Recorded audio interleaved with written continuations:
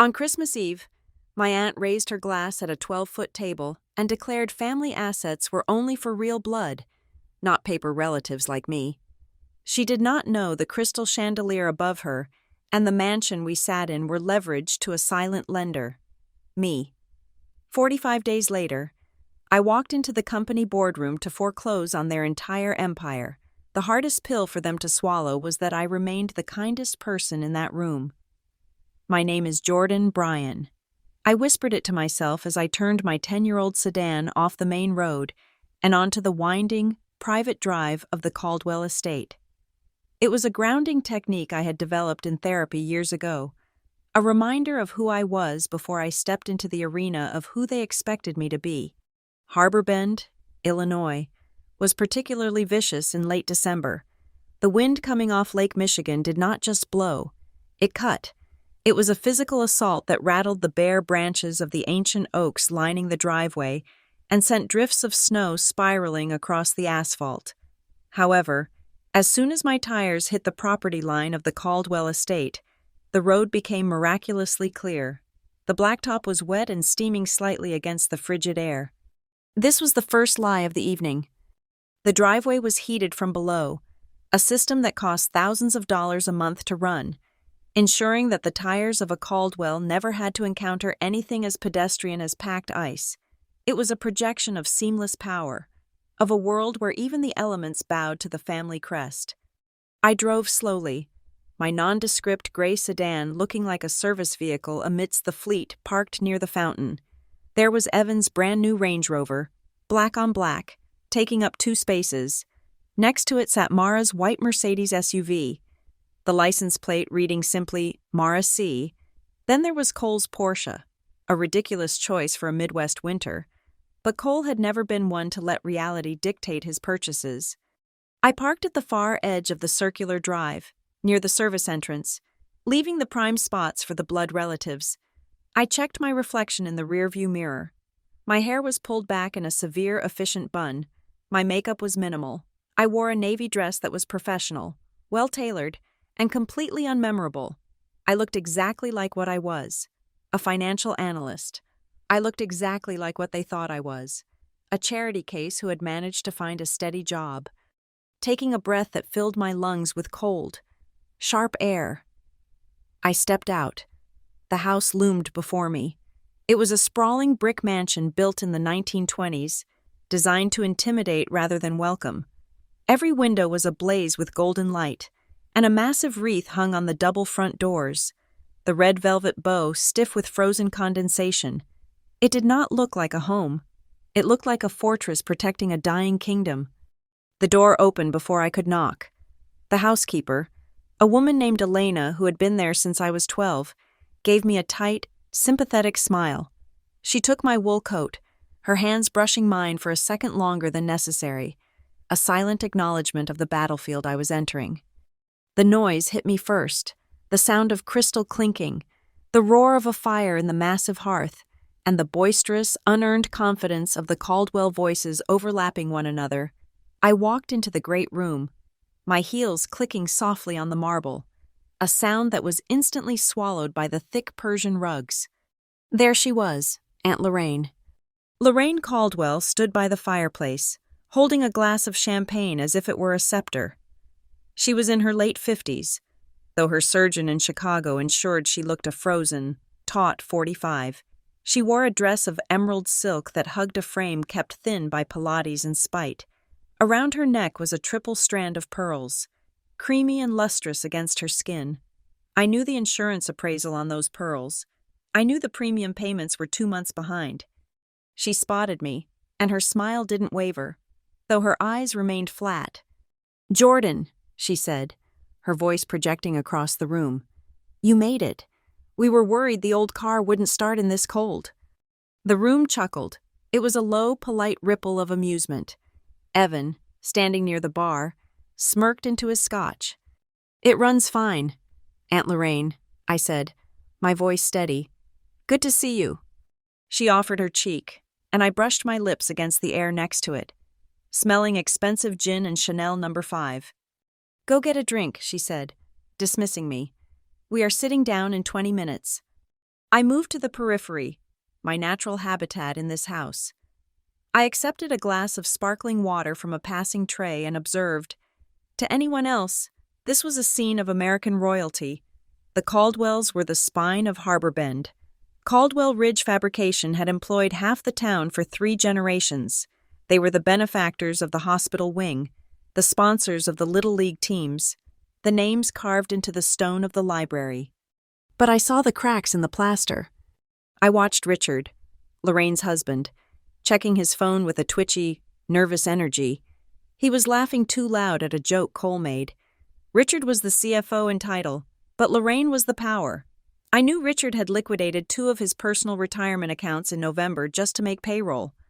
I watched Mara showing off her diamond tennis bracelet to a cousin from the Wisconsin branch of the family. Mara was the VP of marketing, a department that spent $300,000 last quarter on a rebrand that nobody noticed, while the factory floor machinery was held together by duct tape and prayers. They moved with the ease of people who believed gravity did not apply to them.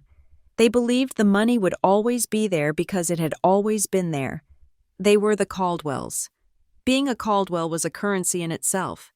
I, on the other hand, was just Jordan. My history was the footnote in their biography. My parents had died in a car accident when I was 4. My mother was Lorraine's distant cousin, a relation so removed it barely registered on the family tree, but appearances mattered, and taking in the orphan looked good for the community standing. So, they took me in, but they never let me forget the distinction. I was raised in this house, but I was not of this house. I was the paper relative, the tax write-off. Dinner was announced. We moved into the dining room, a cavernous space dominated by a table that could seat 30.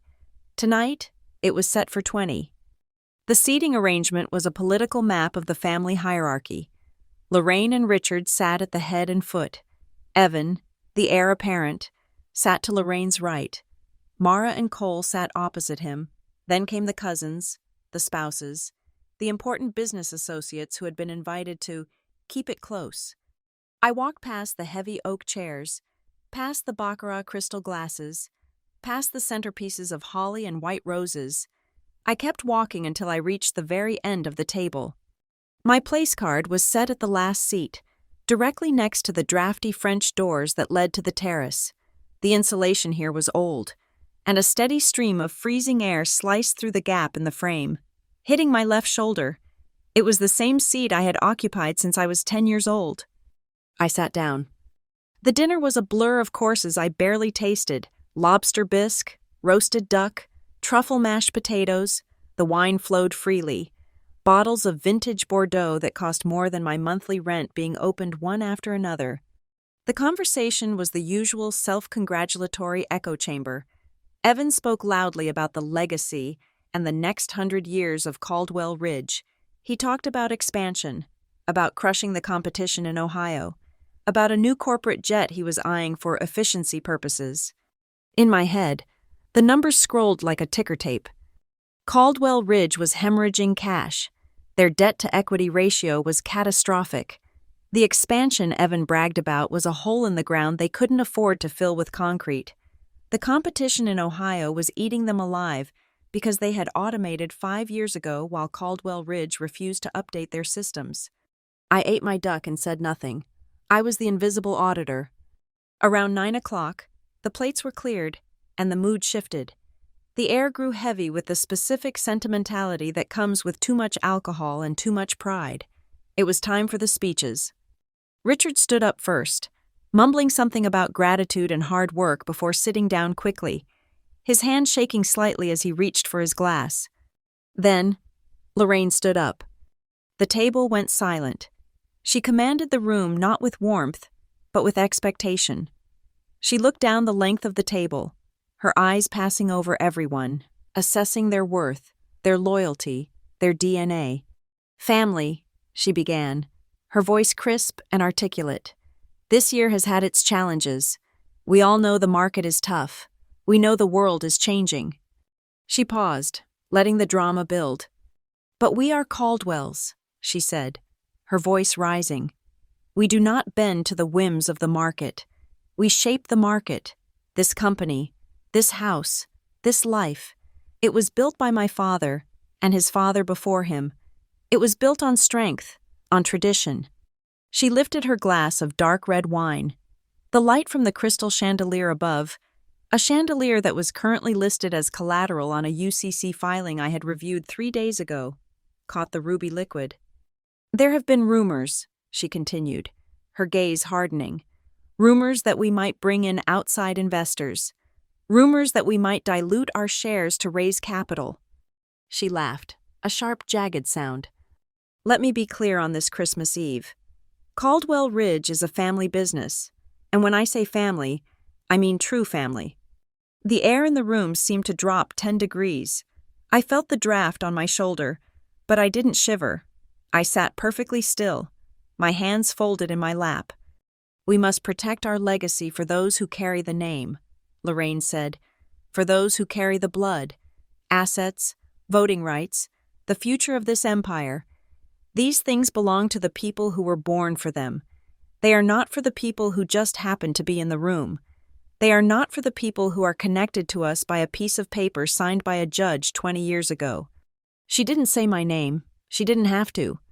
Her eyes, cold and triumphant, locked onto mine at the far end of the table.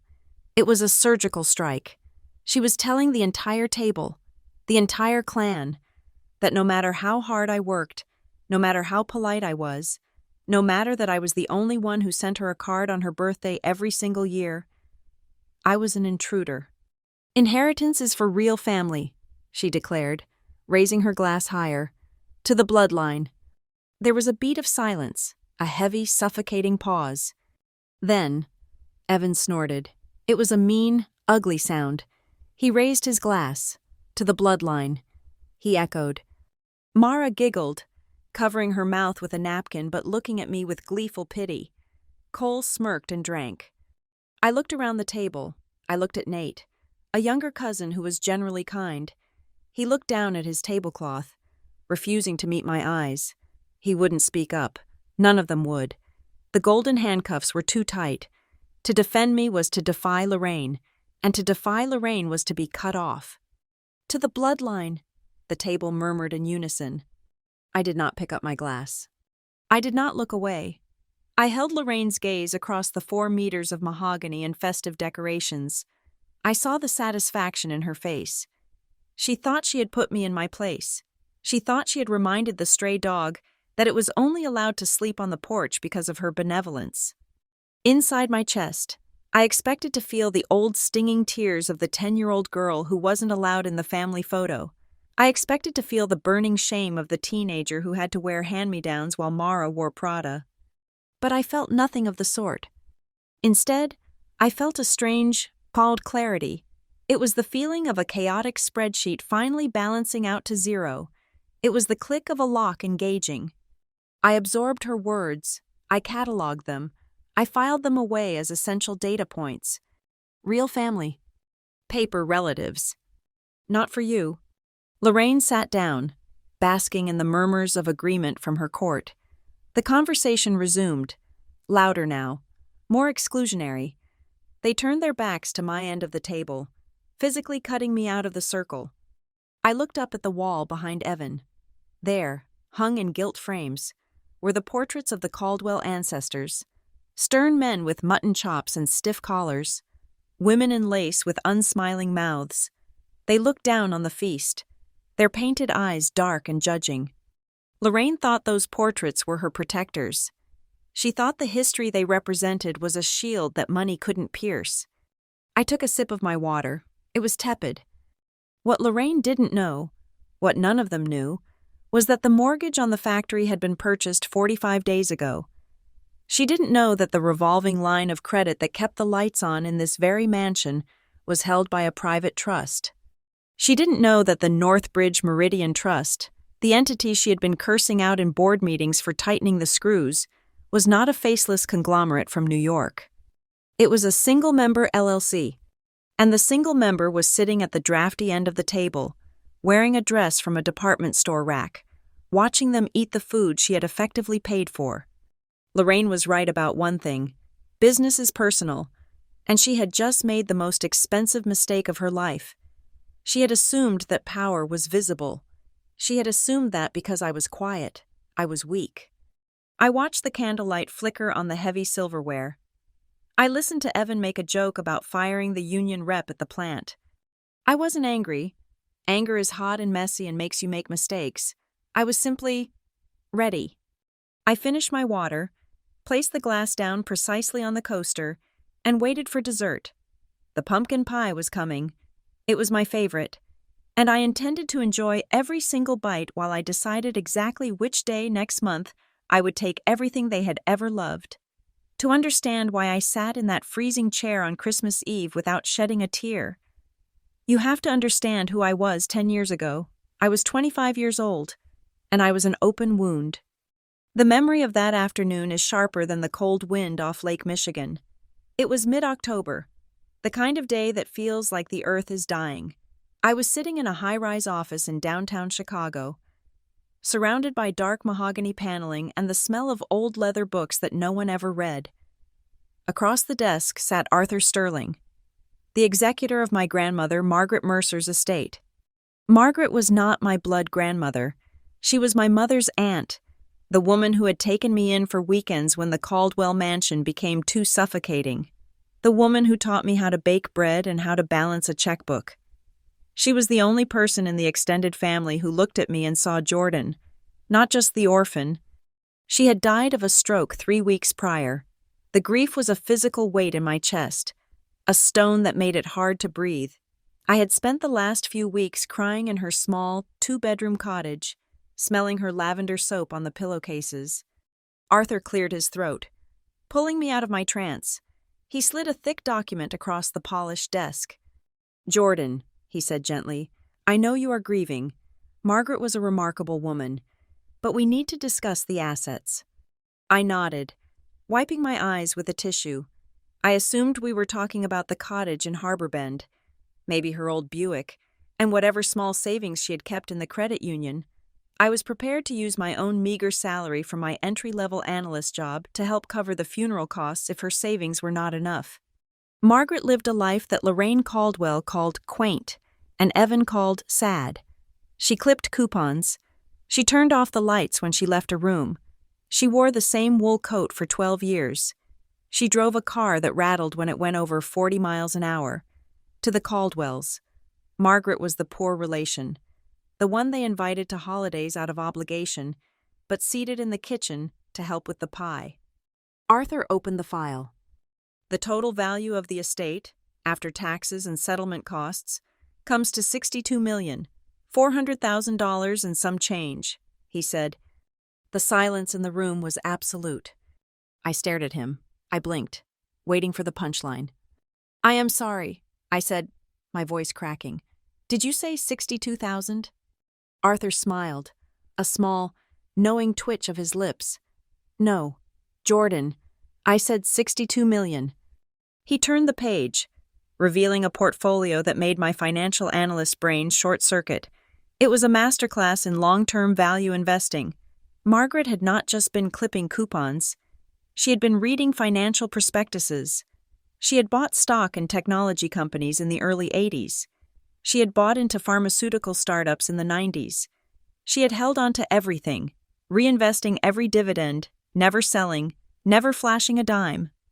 While Lorraine was buying seasonally appropriate draperies and leasing new Jaguars to keep up appearances, Margaret was quietly accumulating enough wealth to buy the entire Caldwell neighborhood. "It is all yours, Jordan," Arthur said. "She left everything to you, the portfolio, the liquidity, the decision-making power. You are the sole beneficiary." I felt a wave of nausea. It was not joy. It was a terrifying, disorienting vertigo. I was 25, driving a car with a taped-up bumper, and being looked down upon by cousins who were currently financing their vacations on credit cards. Suddenly, I was richer than all of them combined. "But why?" I whispered. "Why didn't she tell anyone? Why didn't she live better?" Arthur took off his glasses and polished them. "Margaret valued security over status," he said, "and she valued you. She wanted you to have the freedom she never claimed for herself." That was the moment the door opened, and Noah Kincaid walked in. 10 years ago, Noah was 30 years old, with the sharp, hungry look of a man who knew he was smarter than everyone else in the room, but had too much integrity to exploit it. He was Margaret's private credit expert, the man who had helped her manage the more complex instruments of her wealth for the last 5 years. He shook my hand. His grip was firm, his palms dry. He did not look at me like I was a lottery winner. He looked at me like I was a colleague facing a bomb defusal. "We have a situation." "Jordan," Noah said, sitting down next to me without preamble, "and it concerns the Caldwells." My stomach tightened. The mention of the family name always triggered a reflex of defense. What about them? Noah opened a second file. This one was not thick. It was a grim single-page summary sheet filled with red ink. 3 days before Margaret passed away, Richard Caldwell came to see her. Noah said he did not know about the extent of her wealth, obviously, but he knew she had a paid-off house and good credit. He asked her to co-sign a loan. He begged her for a personal loan of $500,000. "Richard?" I asked, stunned. "Richard the CFO? Richard who made fun of Margaret's shoes last Thanksgiving?" "The same." Noah said, "Caldwell Ridge Fabrication is not just struggling. Jordan, it is technically insolvent. They have leveraged the factory, the inventory, and the land. They are behind on vendor payments. They missed a payroll tax deposit last quarter. If they do not get an infusion of capital within the next 30 days, the bank is going to call the note. They will file for Chapter 11 bankruptcy before Christmas."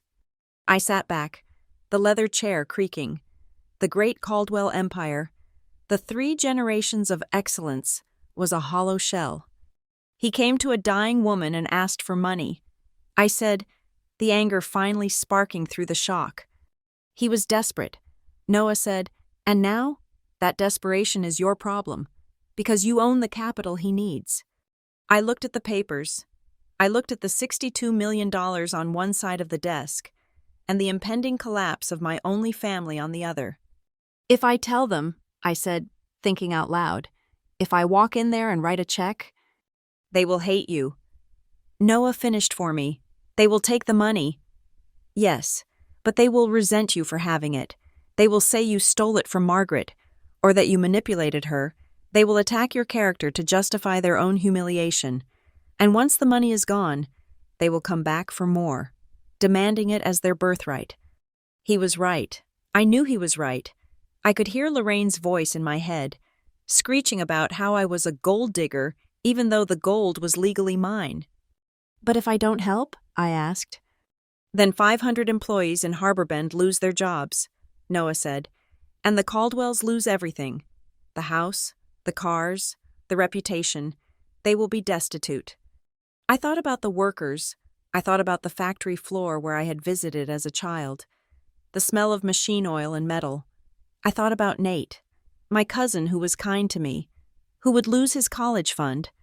And, God help me, I thought about the family. Even though they treated me like furniture, they were the only people I had. I had a pathetic, deep-seated hope that maybe, if I saved them, I would finally be worthy of them. I wanted to be the hero, even if nobody knew my name. "I want to help," I said softly, "but I cannot let them know it is me. I cannot deal with the war it would start." Noah nodded. He had anticipated this. He pulled out a third folder. "We set up a blind trust," he proposed. "We call it Northbridge Meridian Trust. It sounds institutional, boring, established. We structure a bridge loan, $80 million available in tranches, enough to pay off the bad debt, update the machinery, and stabilize operations." $80 million? I asked. "That is more than the entire portfolio." "We leverage the portfolio to secure the line of credit," Noah explained. "You are essentially acting as their private bank. But here is the catch. Jordan, we do not just give them the money, we make them sign a secured credit agreement."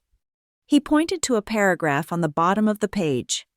"We take a first lien position on everything," Noah said, his voice dropping an octave. "We mortgage the factory. We mortgage the intellectual property. We mortgage the house in Harbor Bend. We mortgage the land. We mortgage the very chairs they sit on at dinner. If they default, I asked. Then Northbridge Meridian Trust takes ownership of the collateral. Noah said, You take ownership. It felt aggressive. It felt dangerous. But it also felt like the only way to protect Margaret's legacy while saving the people she had seemingly forgiven enough to entertain. Do it, I said, but Richard and Lorraine can never know. Not a whisper. Noah promised. We signed the papers that afternoon. I walked out of that office as the secret owner of my family's fate. For the first few years, I felt a warm glow of satisfaction. When I saw the factory lights on at night, I knew I did that. When I saw Evan driving a new car, I told myself that at least the company was healthy enough to pay him a salary. Thanks to me, I tolerated their snide remarks at holidays with a secret smile, thinking, if only you knew. I thought I was being noble. I thought I was being the bigger person. But sitting in that dining room 10 years later, listening to the wind howl through the crack in the door, I realized I had been a fool.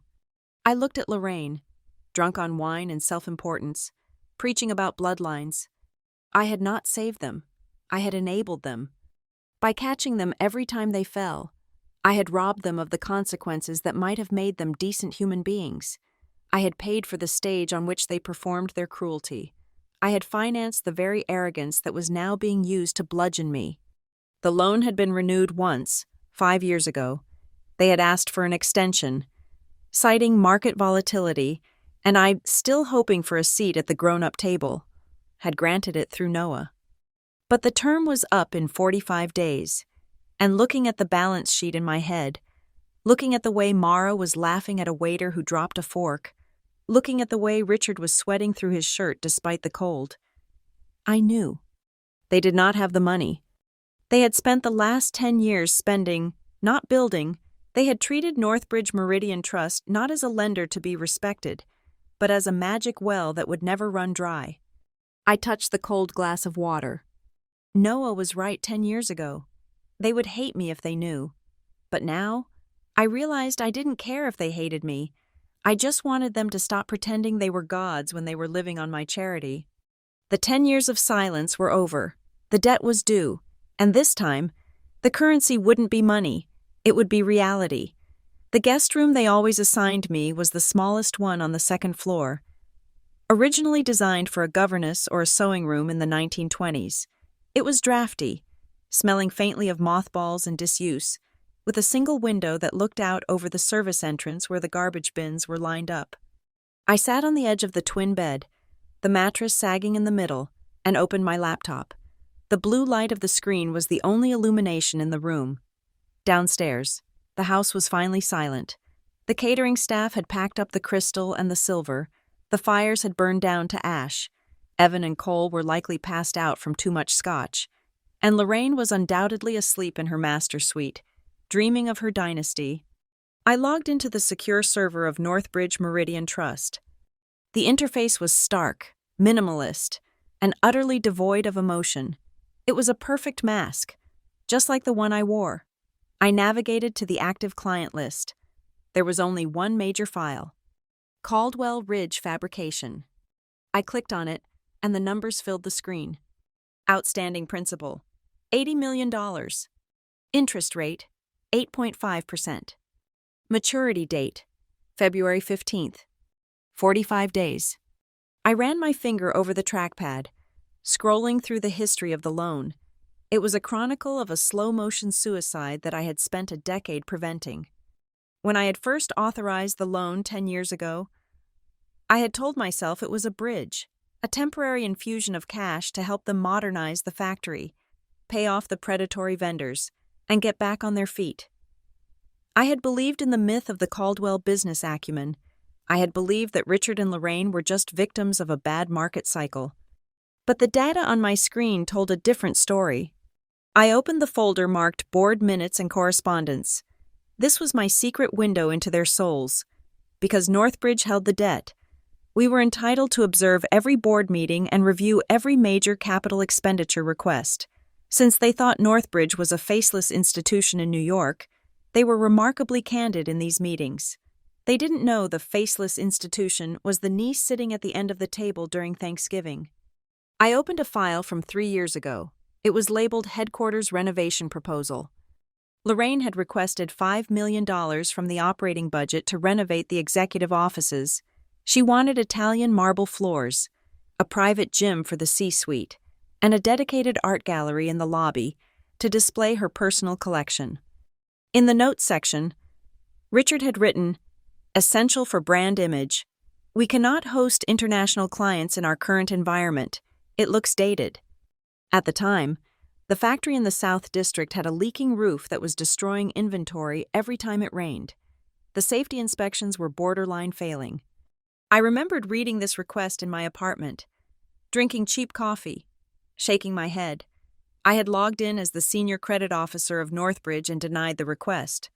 I had cited Covenant 6, Section B, which stated that all capital expenditures over $100,000 had to be directly related to production efficiency until the debt-to-equity ratio improved. I scrolled down to see their reaction in the subsequent board minutes. Lorraine had gone on record saying, "These people at Northbridge are peasants. They are vultures picking at our bones. They do not understand vision. They do not understand legacy. They want us to work in squalor." I smiled a cold, thin smile in the dark guest room. Peasants. She had called me a peasant for saving her $5 million she didn't have. I opened another file from last year, the Miami expansion. Richard had convinced himself that Caldwell Ridge needed a sales office in South Beach. The proposal included a lease on a penthouse suite in a luxury tower, a boat slip for entertaining clients, and a travel budget that would have made a Fortune 500 CEO blush. The projected revenue from the Florida territory was negligible. The real reason, which I knew from overhearing Evan brag at a 4th of July barbecue, was that Richard wanted a place to spend the winter months away from Lorraine, and Evan wanted a place to host parties during spring break. Northbridge had denied it. We had sent a formal letter stating that the expansion was not financially viable based on current cash flow projections. The response from the family had been vitriolic. In an email chain between Evan and Cole, which they had foolishly forwarded to the corporate secretary, making it part of the official record, Evan had written, "This fund is choking us. We are shackled to a corpse. If I ever find out who runs Northbridge, I will ruin them. They are holding us back from greatness." Greatness. They called it greatness. I called it insolvency. I looked at the maturity date again, February 15th. The loan had been a 5-year term originally. 5 years ago, when it first came due, they hadn't even been close to being able to pay it back. They had come to Northbridge, via Noah, hat in hand, asking for an extension. They had presented a flashy turnaround plan, full of buzzwords and empty promises. I had granted the extension. I had told Noah to give them another 5 years.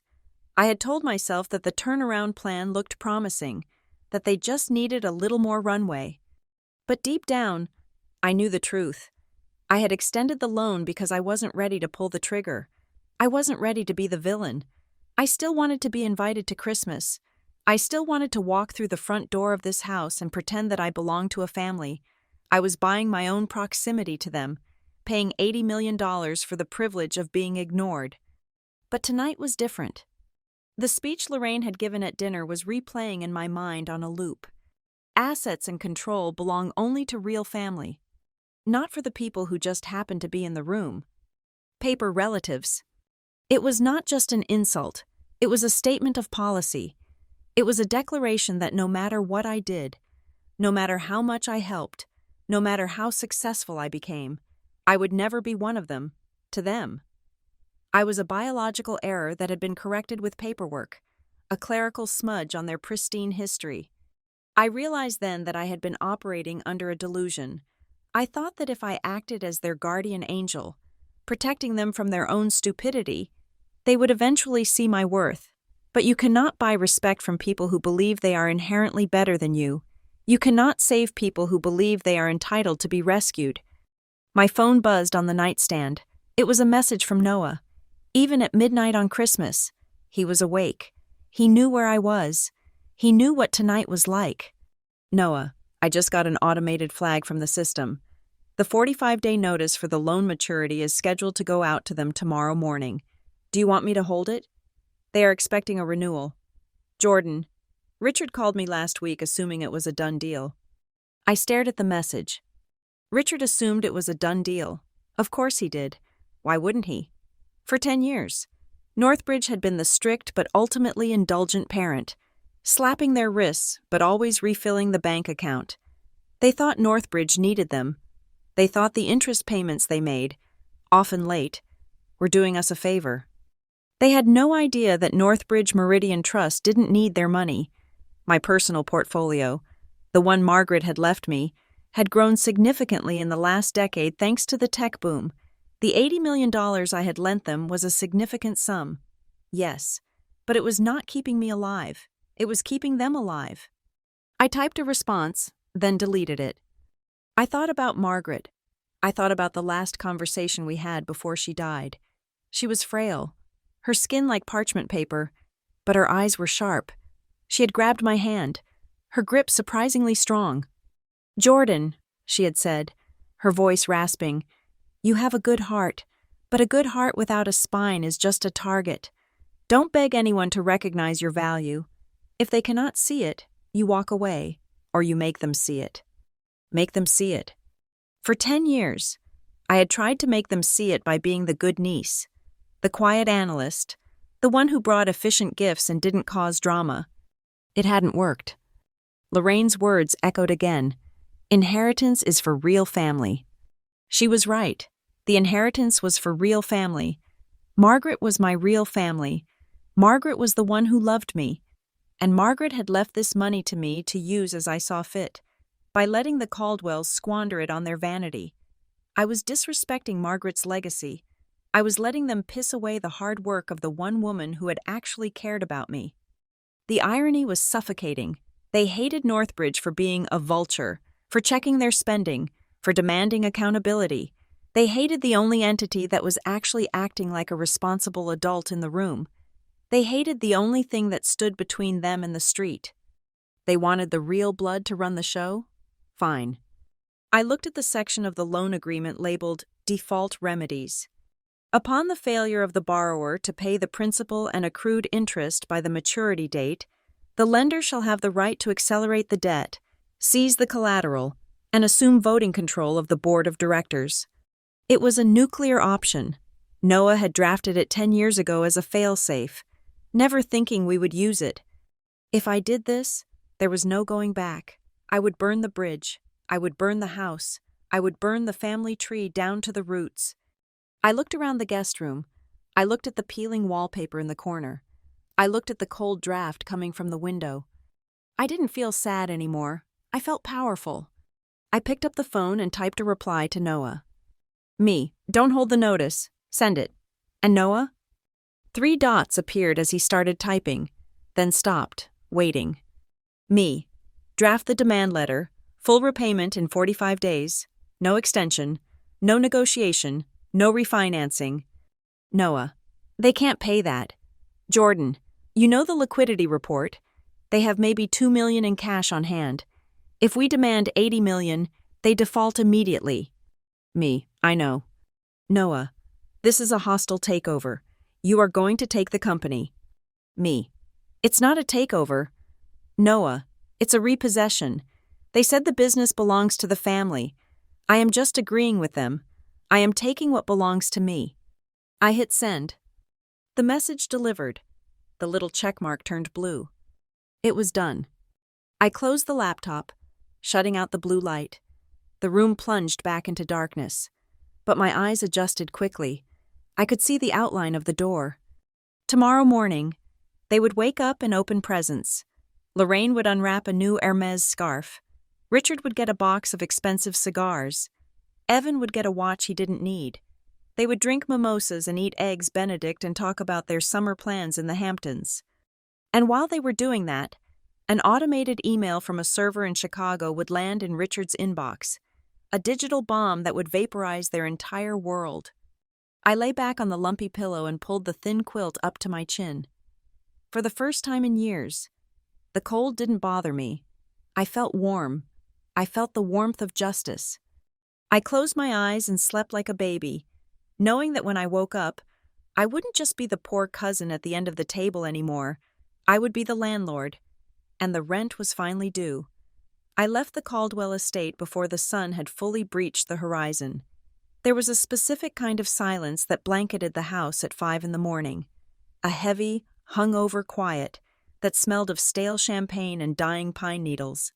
I did not leave a note. I did not say goodbye to the staff. I simply packed my small duffel bag, walked out to my sedan, and drove away from the heated driveway onto the icy county road. By 10 o'clock, I was back in my sanctuary. My apartment was on the 35th floor of a glass tower overlooking the Chicago River. It was the antithesis of the Caldwell mansion, where their home was cluttered with velvet, mahogany, and the oppressive weight of history. My space was clean lines, polished concrete, and floor-to-ceiling windows. It was minimalist, not because I couldn't afford things, but because I valued clarity. Every object in my home had a purpose. There was no room for performative excess. I stood at the kitchen island, watching the gray water of the river churn below. The coffee machine hissed, brewing a single cup of high-altitude Arabica. The smell was grounding. It smelled like efficiency. It smelled like Monday morning, even though it was technically a holiday. I picked up my phone. It was heavy in my hand, a black monolith that held the power to dismantle a dynasty. I dialed Noah. He answered on the first ring. I knew he would be at his desk. Noah did not really do holidays, and now that we had initiated the sequence, he would be monitoring the situation with the vigilance of a hawk. "Good morning, Jordan," he said. His voice was calm, steady, the voice of a man who had managed crises for billionaires and knew that panic was an expensive luxury. "Did the email go out?" I asked, taking a sip of the black coffee. "It is in the queue," Noah replied. "It will hit Richard's inbox and the corporate counsel's server at noon sharp. I wanted to give you one last window to pull back." "There is no pulling back," I said, looking at my reflection in the dark window glass. Noah sighed, the sound of shuffling papers audible in the background. "I feel I should tell you. Richard left me a voicemail yesterday. He sounded festive. He was talking about the renewal as if it were a clerical formality. He actually invited me to their New Year's Eve gala. He said he wanted to introduce me to some potential partners for future projects." I let out a short, dry laugh. It was incredible, truly. They were standing on the edge of a cliff, staring down into the abyss, and they were planning a party. It was not just optimism. It was a pathological inability to believe that consequences applied to them. They thought the name Caldwell was a magical incantation that warded off insolvency. "He thinks we are partners," I said. "He thinks Northbridge is his silent backer, his safety net. He is going to be very surprised at noon," Noah said. "But Jordan, we need to be precise about the wording of the demand. You asked for full repayment. You know the financials as well as I do. The liquidity report from last Friday shows they have roughly $2 million in operating cash. Their receivables are tied up in 60-day terms. They cannot pay $80 million, not in 45 days, not in 45 years at this rate." I walked over to the window and pressed my hand against the cold glass. "I know they can't pay, Noah. That is the point. So we are pushing them straight into default," he stated. "Yes," I said, "but I don't just want a default. A default gets us into court. A default gets us a messy liquidation where we fight over scraps of machinery and land. I don't want to strip the company for parts." There was a pause on the line. Noah was processing. He was the tactician, but I was the strategist. "Then what is the endgame?" he asked. "I want the control." I said, "I want you to structure the demand letter with a cure provision. Tell them that Northbridge Meridian Trust is willing to forego immediate foreclosure and liquidation if, and only if, they agree to a restructuring of the board." "You want voting rights," Noah said, his tone shifting from concern to intrigue. "I want super voting rights," I corrected. "I want a clause that converts the debt into equity with controlling interest if they cannot pay the cash. I want the option to appoint the majority of the board seats. I want the power to hire and fire the executive officers. Noah let out a low whistle. That is a hostile takeover wrapped in a loan workout. You are effectively asking them to hand over the keys to the kingdom to avoid being evicted. Exactly. I said, they have a choice. They can pay the $80 million they owe, which we know they don't have, or they can sign over the governance of Caldwell Ridge to Northbridge. They will never sign it, Noah warned. Lorraine would sooner burn the factory down than let an outsider tell her what to do. They will fight this. They will sue. They will try to find another lender. Let them try. I said, you know the credit markets right now.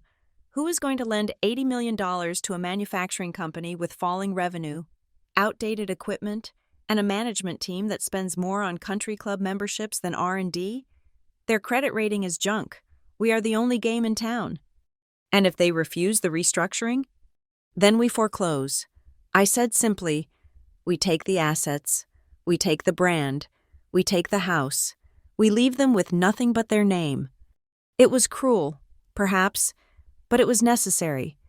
The Caldwells used their name like a shield, a weapon, a currency. They thought it made them untouchable. I was about to prove that a name on a building meant nothing if you didn't own the bricks. Keep my name out of it, I added. For now? Noah asked. For as long as possible, I said. I want them to be afraid of the institution. I want them to feel the cold, impersonal weight of a corporation crushing them. If they know it is me, they will try to make it emotional. They will try to manipulate me, guilt me, or dismiss me as the little cousin playing pretend. I need them to realize they are dealing with a predator they cannot charm. Understood, Noah said. I will draft the letter. Option A. Wire transfer of $80 million plus accrued interest by February 15th. Option B. Execution of a restructuring support agreement granting Northbridge controlling interest. And Noah? I said. Yes. Make sure the courier delivers a physical copy to the mansion. I want Lorraine to have to sign for it. I ended the call and set the phone down on the marble counter. I turned away from the window and walked to my living area. On the coffee table sat a thick binder I had brought home from the office weeks ago. It was labeled Project Meridian. I sat down and opened it. Inside were the blueprints for the future of Caldwell Ridge, a future the family was too blind to see. For the last 6 months, I had been quietly conducting due diligence on a company called Mariner Gate Systems. They were a mid-sized tech firm based in Minneapolis that specialized in industrial automation and logistics software. They had the technology to modernize manufacturing, but they lacked the physical infrastructure and the client base. Caldwell Ridge had the infrastructure. We had the massive factory floors, the distribution network, and the legacy contracts with major automotive suppliers. But we were running on systems from the 1990s. The synergy was obvious to anyone who looked at the numbers without ego. If Northbridge took control, I could force a merger. Mariner Gate software would optimize the Caldwell production line, cutting waste by 30% in the first year. We could reskill the workforce, training the guys who tightened bolts to be the guys who monitored the robotics. I flipped to the page titled Human Capital Retention. This was the part that mattered to me.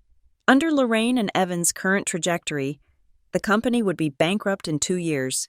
When that happened, 500 people in Harbor Bend would lose their jobs. The pension fund would be vaporized. The town would die. My plan. The plan in this binder protected them. The merger model showed a retention rate of 95% for the factory floor.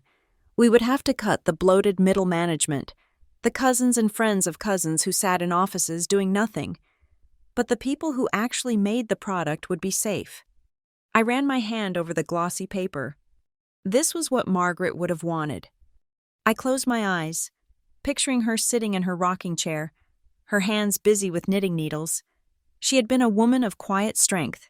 She didn't care about gala dinners or society pages. She cared about effectiveness. She cared about doing the work. Don't let them ruin it. Jordan, she had told me once, looking at a photo of the factory her father had built, my brother thinks the business is a crown to wear. It is not. It is a garden. You have to tend it, or it dies. Lorraine and Richard were treating it like a crown. They were polishing the jewels while the roots rotted. I was going to be the gardener, and sometimes, gardening required a machete. I took a sip of my coffee, which had gone cold. I didn't mind. The logic was sound. The strategy was flawless. I had the leverage, the capital, and the plan. But beneath the layer of professional detachment, there was a vibration of something else. It was the phantom pain of the wound they had reopened last night.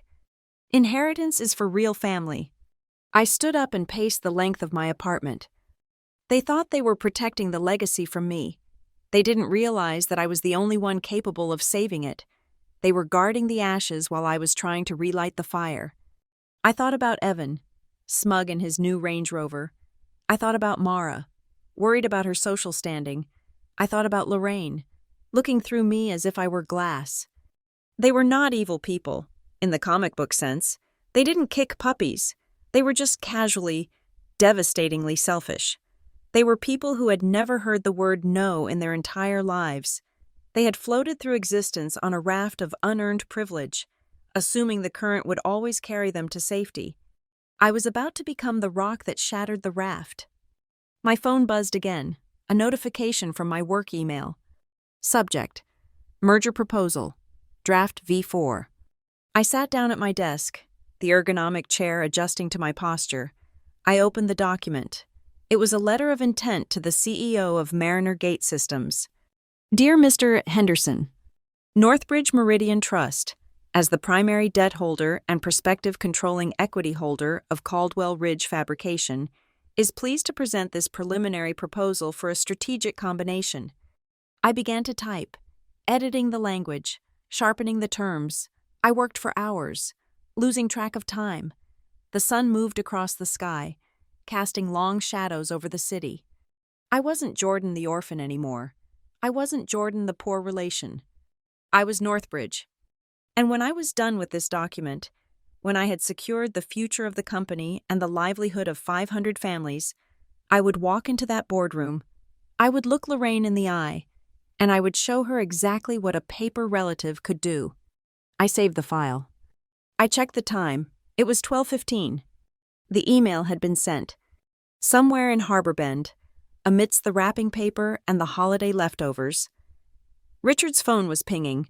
He was probably reaching for it with a smile, expecting a greeting from a donor or a confirmation for his golf tee time. I imagined the color draining from his face. I imagined the confusion, then the denial, then the panic. I imagined him running to find Lorraine. The clock had started ticking. 45 days. I went back to the kitchen and poured the rest of the cold coffee down the sink. I rinsed the cup and placed it in the dishwasher. The game had officially begun, and unlike them, I wasn't playing for pride. I was playing for keeps. I did not need to be a fly on the wall to know exactly what happened next. I knew the players. I knew the stage. And thanks to the meticulous discovery process that would follow in the coming weeks, I eventually had the transcripts of every panicked phone call and the sworn testimony of the family attorney to fill in the blanks. But even without the legal records, I could see it. I could close my eyes in my silent, sunlit apartment and watch the bomb detonate in slow motion. It started at the corporate headquarters of Caldwell Ridge Fabrication. The offices were located in a brick building that had once been impressive, but now smelled faintly of mildew and deferred maintenance. Richard sat in his corner office, the one with the view of the parking lot where his reserved space was painted with fresh, bright yellow lines, unlike the fading safety markers on the factory floor. It was 11 in the morning on the day after Christmas. Richard was nursing a hangover, a throbbing reminder of the scotch he had consumed while bragging about the company's bright future. He opened his email client, expecting to see a digital greeting card from a supplier, or perhaps the confirmation of the loan renewal from Northbridge Meridian Trust. He was likely humming to himself, already mentally spending the money he assumed was his birthright. Then, the email landed. Subject: Notice of default and demand for payment. I imagine he blinked. I imagine he wiped his reading glasses, thinking it was a phishing scam or a clerical error. He clicked the attachment. It was not a scam. It was a formal legal demand. drafted by Noah Kincaid, stating in unequivocal terms that the principal balance of $80 million was due in full within 45 days. There was no language about extensions. There were no warm regards. It was a cold, hard wall of text citing covenants, default interest rates, and immediate acceleration clauses. Richard did not call a finance meeting. He did not call the accounting department. He did what he always did when reality threatened to puncture his bubble. He panicked and called his wife. The receptionist later testified that she heard him screaming through the heavy oak door. He was shouting about a vulture fund. He was shouting that they had been betrayed. He was shouting that someone needed to fix this before the country club found out. By 2 p.m, the war room had moved from the office to the library of the Caldwell estate. The library was the most intimidating room in the mansion. It was lined with floor-to-ceiling walnut bookshelves filled with leather-bound volumes that no one in the family had opened in 40 years. A fire roared in the hearth, consuming logs at a rate that mirrored the family's cash burn. They were all there, Lorraine, still wearing her emerald silk from the night before, though now it looked wrinkled and desperate. Richard, pacing the Persian rug until he had worn a track in the pile. Evan, red-faced and sweating. Mara, clutching a glass of white wine as if it were an oxygen mask. And Cole, sitting in the corner, sullen and angry at the interruption to his holiday. And, of course, there was George Henderson, the family's long-suffering general counsel. George was a man who had spent 30 years cleaning up the Caldwell's messes, usually involving DUIs or zoning violations. He looked pale. He held the printout of my demand letter in his hands like it was a radioactive isotope. "This is insane," Richard sputtered, pointing a shaking finger at George. "They cannot do this. We have a relationship with Northbridge. We have history." "You have a contract," George said, his voice flat. "I have reviewed the original loan documents from 10 years ago. The terms are clear. Richard, the maturity date is fixed. There is no automatic right to renew." Lorraine stood by the fireplace, radiating a terrifying manic energy. "Do not speak to me about terms. George," she snapped, "this is a negotiation tactic. They are trying to squeeze us for a higher interest rate. It is what these vulture funds do. They smell blood and they circle, but they do not know who they are dealing with." She walked over to the desk and picked up the phone receiver, holding it like a weapon. "I just need to speak to the person in charge," she declared. "I will invite them to dinner. We will open a bottle of the 1982 Petrus. I will charm them. Once they see the house, once they see the legacy, they will understand that Caldwell Ridge is a safe bet. We are Caldwells. Things like this get handled." George sighed, taking off his glasses and rubbing the bridge of his nose. "Lorraine, there is no one to call," he said wearily. "Northbridge is a blind trust. The contact is a registered agent in Delaware. The correspondence comes from a law firm in Chicago. They are insulated. They do not want dinner. They want $80 million. Evan slammed his fist onto the antique desk. "Then give them the money," he shouted. "Liquidate something. We have assets." "We have assets that are already mortgaged to them," George corrected. "The house you are standing in? Collateral. The cars in the driveway? Collateral. The inventory in the warehouse? Collateral. You cannot sell what you do not technically own anymore." A silence fell over the room, heavy and suffocating. For the first time, the concept of consequences was entering the atmosphere. Evan's eyes darted around the room, looking for a victim, a sacrifice he could throw to the wolves to save his own skin. "Sell the South plant," he said suddenly, "the factory in town, the one with the high labor costs." Richard stopped pacing. "The South plant?"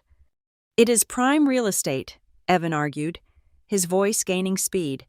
"We shut down operations. We fire the workforce. We sell the land to a developer for condos. That should raise $20, maybe $30 million. It is a start. We throw that at Northbridge to shut them up."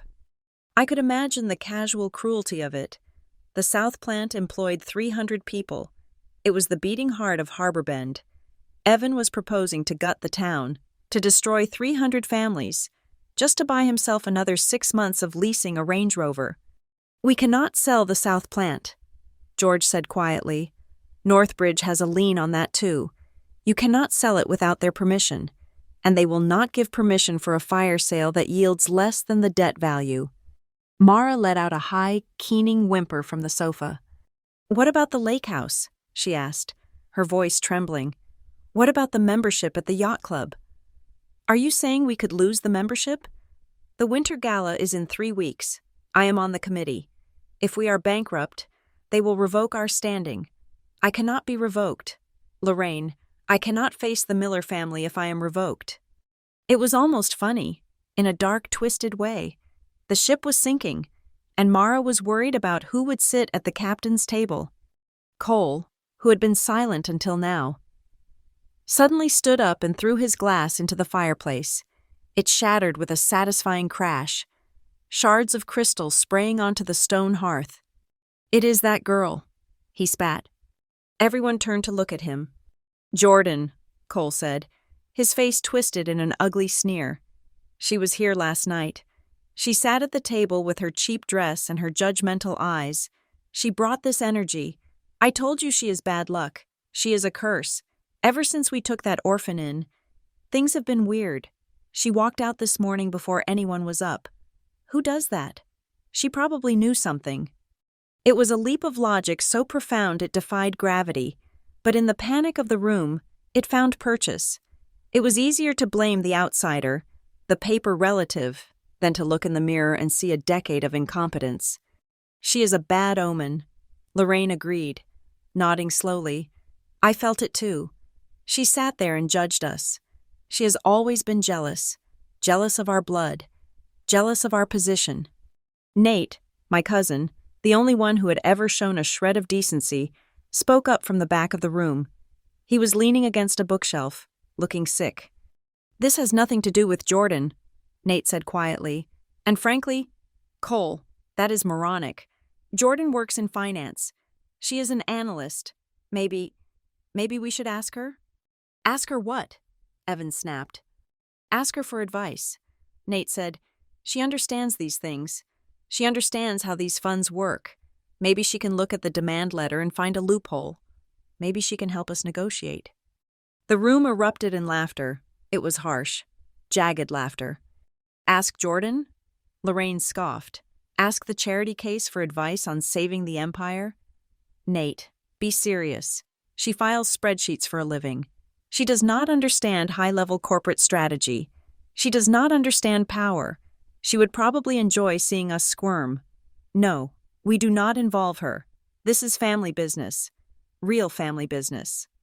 I could feel the sting of those words even from miles away.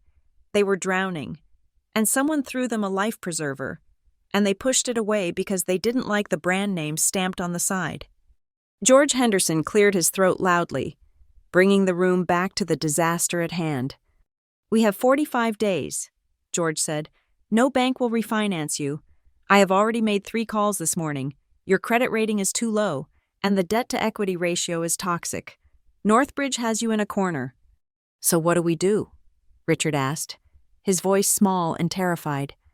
George looked at the papers. There was a second option in the letter.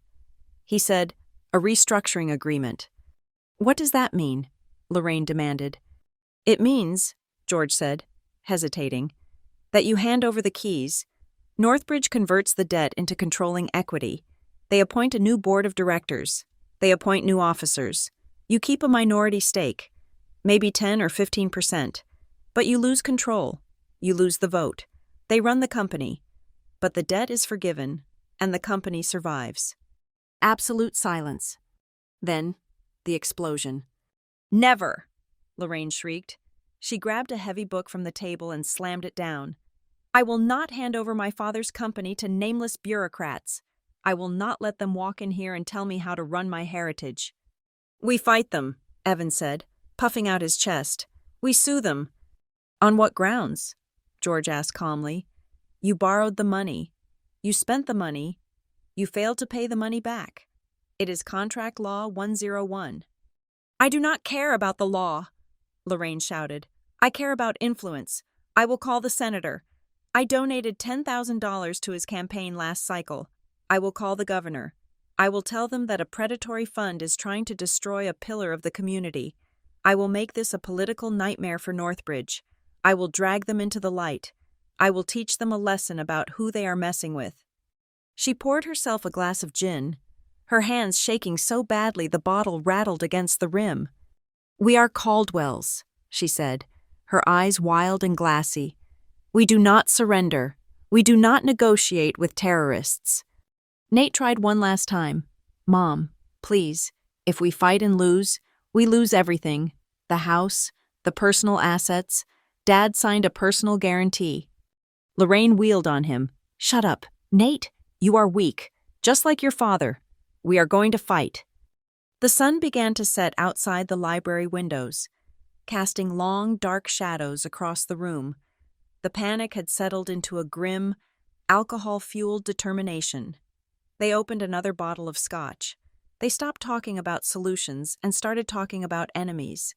They listed everyone who had ever slighted them, everyone who might be enjoying their downfall, weaving a complex tapestry of victimhood. And at the center of it, they placed Northbridge Meridian Trust, this faceless monster that dared to ask for its money back. Around 6 in the evening, Lorraine raised her glass. She was drunk now, her mascara slightly smudged, her posture rigid with false bravado. "To the fight," she announced, her voice slurring slightly. "Let them come. Let them bring their lawyers and their demands. No anonymous fund is going to rewrite the history of the Caldwell family. We write the history. We hold the pen." Evan raised his glass. "To the history." Richard raised his glass, looking like a man walking to the gallows. They drank deep, swallowing the liquor that I had paid for. Sitting in the house that I effectively owned, plotting a war against an enemy they couldn't see. Lorraine was right about one thing. Someone was rewriting the history of the Caldwell family. She just didn't realize that the person holding the pen was the girl she had ignored at dinner the night before, and the history book was about to close on her chapter forever. Back in my apartment, my phone buzzed. It was a text from Nate. "Nate, it is bad here. Jordan, Mom is going on a warpath. They are talking about suing everyone. Dad looks like he is going to have a heart attack. I tried to tell them to call you, but they wouldn't listen. I just wanted to say, I am sorry if the dinner was weird. I hope you are okay." I looked at the message for a long time. Nate was the collateral damage I hadn't wanted, but he was also part of the machine that had kept me down. He had never spoken up when it mattered. I typed a reply. "Me. I am fine. Nate, stay safe. And maybe start updating your resume. Just in case." I put the phone down. They had chosen the hard way. They had rejected the life raft because they didn't like the color. Now, they would have to learn to swim in a hurricane. I walked to the window and looked out at the city lights of Chicago. Somewhere out there, George Henderson was probably drafting a frantic legal response that would cost them $500 an hour. Money they didn't have. I felt a strange sense of peace. The waiting was over. The trap was sprung. 44 days left. The emergency board meeting was scheduled for 10 o'clock in the morning on January 2nd. The venue was not the plush library of the estate, nor was it a rented suite at a downtown hotel. It was the conference room at the factory itself, a space that perfectly encapsulated the decay of the Caldwell empire. I arrived at the building 15 minutes early, but I did not go up. I sat in my car in the parking lot, watching the gray slush melt off my windshield. I watched my cousin's luxury SUVs pull in one by one. Evan parked diagonally across 2 spaces, as if asserting dominance over the asphalt could compensate for his lack of control over the ledger. Lorraine arrived in a town car, stepping out with her chin high, wearing a fur coat that was likely worth more than the annual salary of the receptionist she breezed past. I waited until they were all inside. Then, I walked into the lobby. The receptionist, a kind woman named Brenda, who had been there for 20 years, looked up in surprise. "Jordan," she said, her face softening, "I didn't know you were coming by. Are you looking for your uncle? They are all in a big meeting upstairs. It sounds intense." I smiled at her. It was a genuine smile. Brenda was one of the people I was here to save. "I know. Brenda, I said, I am actually here for the meeting. She looked confused but buzzed me through. I took the elevator to the 3rd floor. As the doors opened, I could already hear the shouting. The walls of the executive suite were thin, another cost-cutting measure from the 80s that Richard had never bothered to upgrade. I walked down the hallway, my heels silent on the worn commercial carpet. I stopped just outside the double doors of the conference room. The blinds were drawn, but I could see the shadows of figures standing and pacing. I stood there, leaning against the wall, and listened. I needed to hear them break before I walked in. Inside, the atmosphere sounded toxic. The conference room was a windowless box illuminated by humming fluorescent lights that cast a sickly green pallor on everyone's skin. The table was chipped laminate, surrounded by chairs that squeaked when you leaned back. At one end sat the Caldwell family: Lorraine, Richard, Evan, Mara, and Cole. At the other end sat Noah Kincaid. I could picture Noah perfectly. He would be sitting perfectly still, his hands folded on top of a single file folder, wearing a charcoal suit that was impeccably tailored. He was the Grim Reaper of finance, and he had come to collect. I heard Noah's voice, calm and cutting through the noise. The unauthorized disbursement of funds to the Miami account was a breach of Covenant 4. He said, the failure to maintain the required debt service coverage ratio was a breach of Covenant 7. And the non-payment of the principal balance yesterday was the final default event. I heard Richard sputtering, we are putting together a package. Noah, you know we are good for it. We just need a bridge loan. 6 months, that is all. There is no bridge, Noah replied. The bridge has collapsed. Richard, Northbridge Meridian. Trust has reviewed your financials. You are insolvent. No bank in the world will refinance you. You have zero liquidity. Then we sell assets, Evan shouted. We sell the inventory. The inventory is ours, Noah said. We have a first-position lien on all raw materials and finished goods. You cannot sell a single bolt without our permission, and we do not grant it. Then what do you want? Lorraine demanded. Her voice was shrill, stripping away the polished veneer of the society matron. Why did you call us here? To humiliate us? I called you here to offer you a lifeline, Noah said. I heard the rustle of paper. He was sliding the restructuring support agreement across the table. This is the proposal. Noah continued. Northbridge Meridian Trust will agree to forbearance. We will not foreclose immediately. We will convert the $80 million of debt into equity. So we are partners, Richard said, sounding relieved. Not partners, Noah corrected. Owners. The conversion will give Northbridge 85% of the outstanding shares. We will appoint 5 out of the 7 board seats. The current executive team will be dissolved, and Northbridge will appoint new management. The family will retain a 15% stake and 2 board seats, with no veto power over operational decisions. The silence that followed was absolute. It was the sound of oxygen leaving a room. Then the explosion. You are insane, Lorraine screamed. 85%? You want to steal my company? You want to take Caldwell Ridge and leave us with scraps? This is blackmail. This is theft. It is math, Noah said calmly. Currently, your equity is worth 0. Actually, it is worth less than 0 because your liabilities exceed your assets. 15% of a solvent company is worth infinitely more than 100% of a bankrupt one. I will not sign this, Cole shouted. I will call the press. I will go to the Chicago Tribune. I will tell them a predatory fund is destroying an American legacy. I will make you famous. Noah. Go ahead, Noah said. His voice did not waver. But before you make that call, Cole, you might want to read the section on the personal guarantees. What?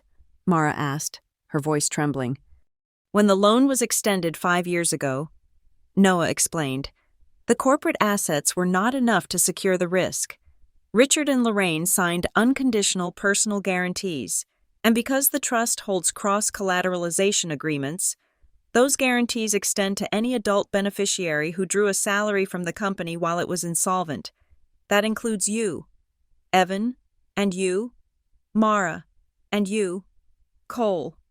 I pressed my ear closer to the door. This was the hammer blow. "What does that mean?" Mara whimpered. "It means," Noah said, his voice dropping to a lethal register, "that if you refuse this deal and force us to foreclose, we will not just take the factory. We will take the house in Harbor Bend. We will take the condo in Aspen. We will take your personal investment accounts. We will take the cars you drove here today. We will take the jewelry you are wearing. Lorraine, we will strip you down to the legal minimum. You will be left with nothing." I heard a sob. It sounded like Richard. "You wouldn't," he whispered. "We have known you for 10 years. Noah, you helped Margaret. You are a friend." "I am a fiduciary," Noah said. "My obligation is to the trust, not to your feelings." There was a long, heavy pause. I could imagine them looking at each other, seeing their comfortable lives flashing before their eyes. They were realizing that the golden safety net they thought they had was actually a noose. One of the independent directors, a man named Stevens, who had sat on the board for years doing absolutely nothing, finally spoke up. "Mr. Kincaid," Stevens asked nervously, "if the family refuses to sign this agreement today, what happens? What is the immediate next step?" Noah did not hesitate. "If they do not sign by noon, I file the foreclosure motion with the circuit court. I petition for a court-appointed receiver to take control of the premises by 5 o'clock this evening. Security will escort the family off the property. The locks will be changed." Lorraine let out a noise that was half laugh, half scream. "You are bluffing," she said. "You are a coward hiding behind paperwork. You want the company? Come and take it, but I will not sign my name to a surrender. I am a Caldwell. This is my father's table. I will not give it away to a stranger." "You are choosing ruin," Noah said. "I choose dignity," Lorraine shouted. "I choose to fight. I will not let some anonymous ghost in a suit take what is mine." That was my cue. She wanted a ghost. She was about to get one, but I wasn't anonymous. I reached out and placed my hand on the cool metal handle of the door. I took a breath, smoothing the fabric of my coat. I didn't check my reflection. I knew what I looked like. I looked like the person who paid the bills. I pushed the door open.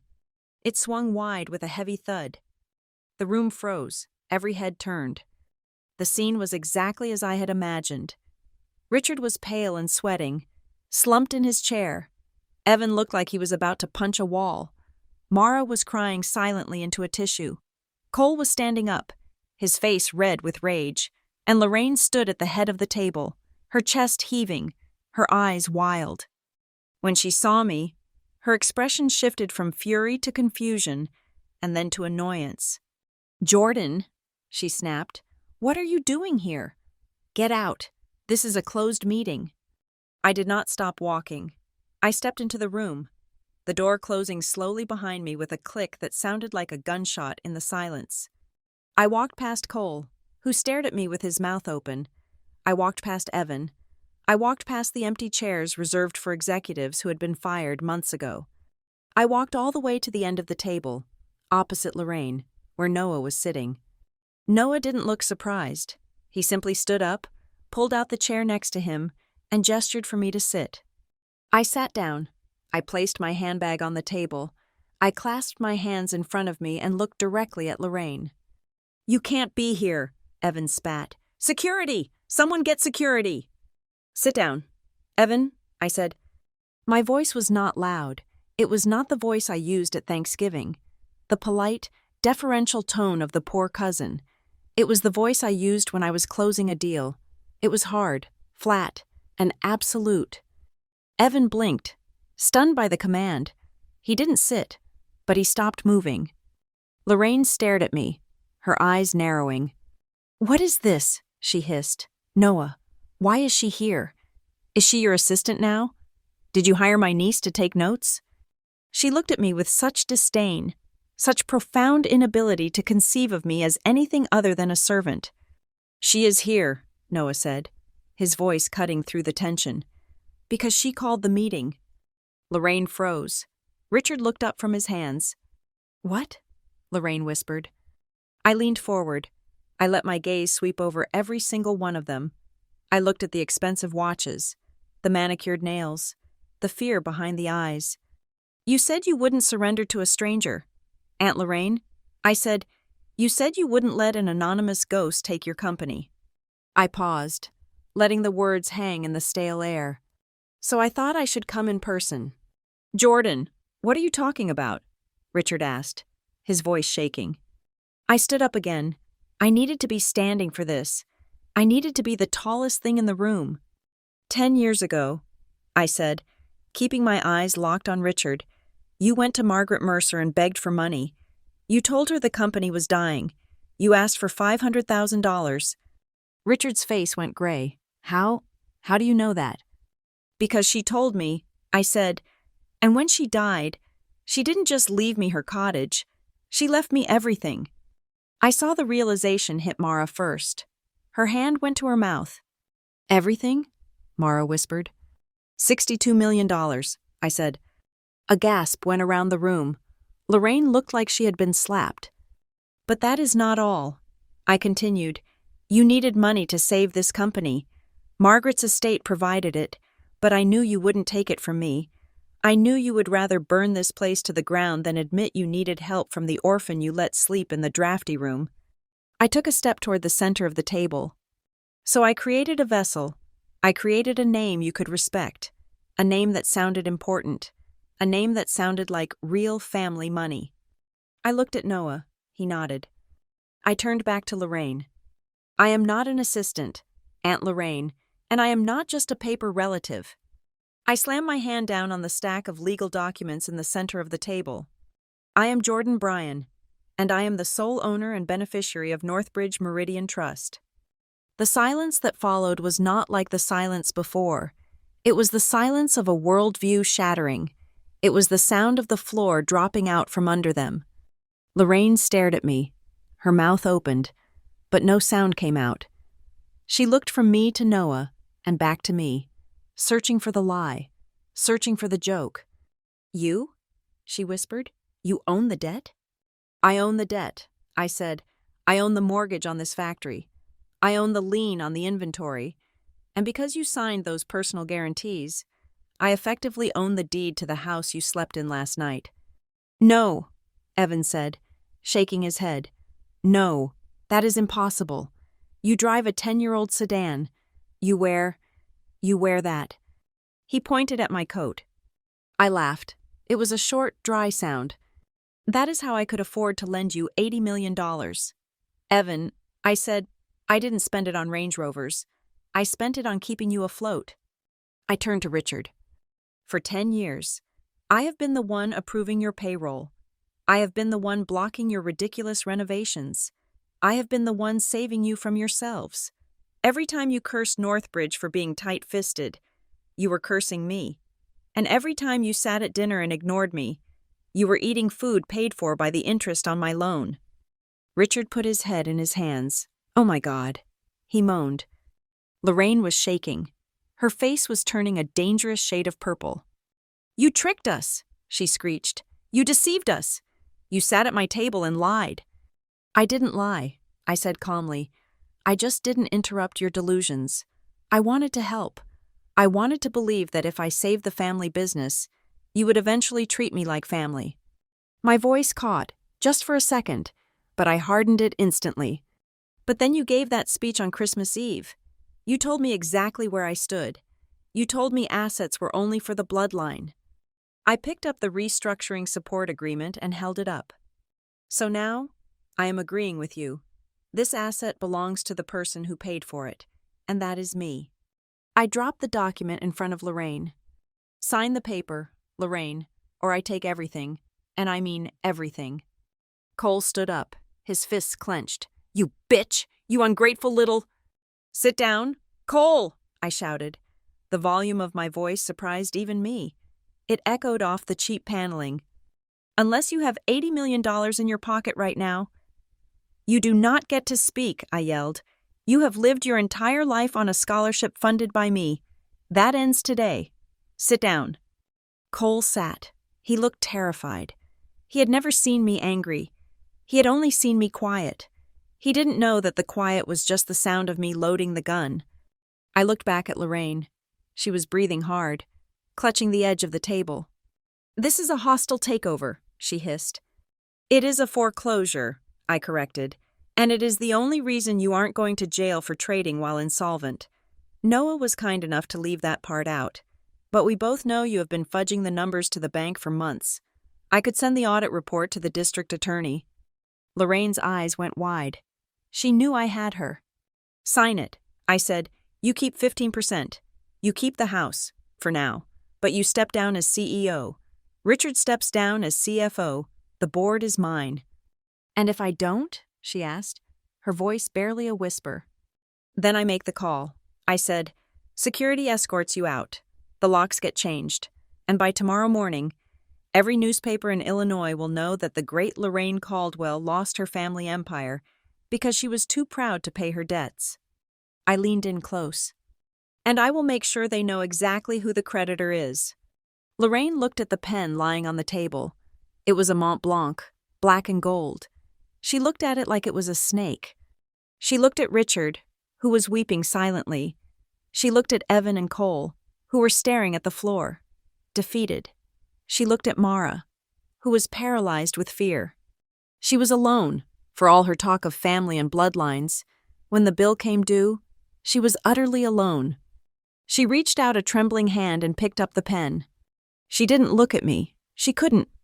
She signed her name. The scratch of the nib on the paper was the loudest sound in the world. It was the sound of a dynasty ending.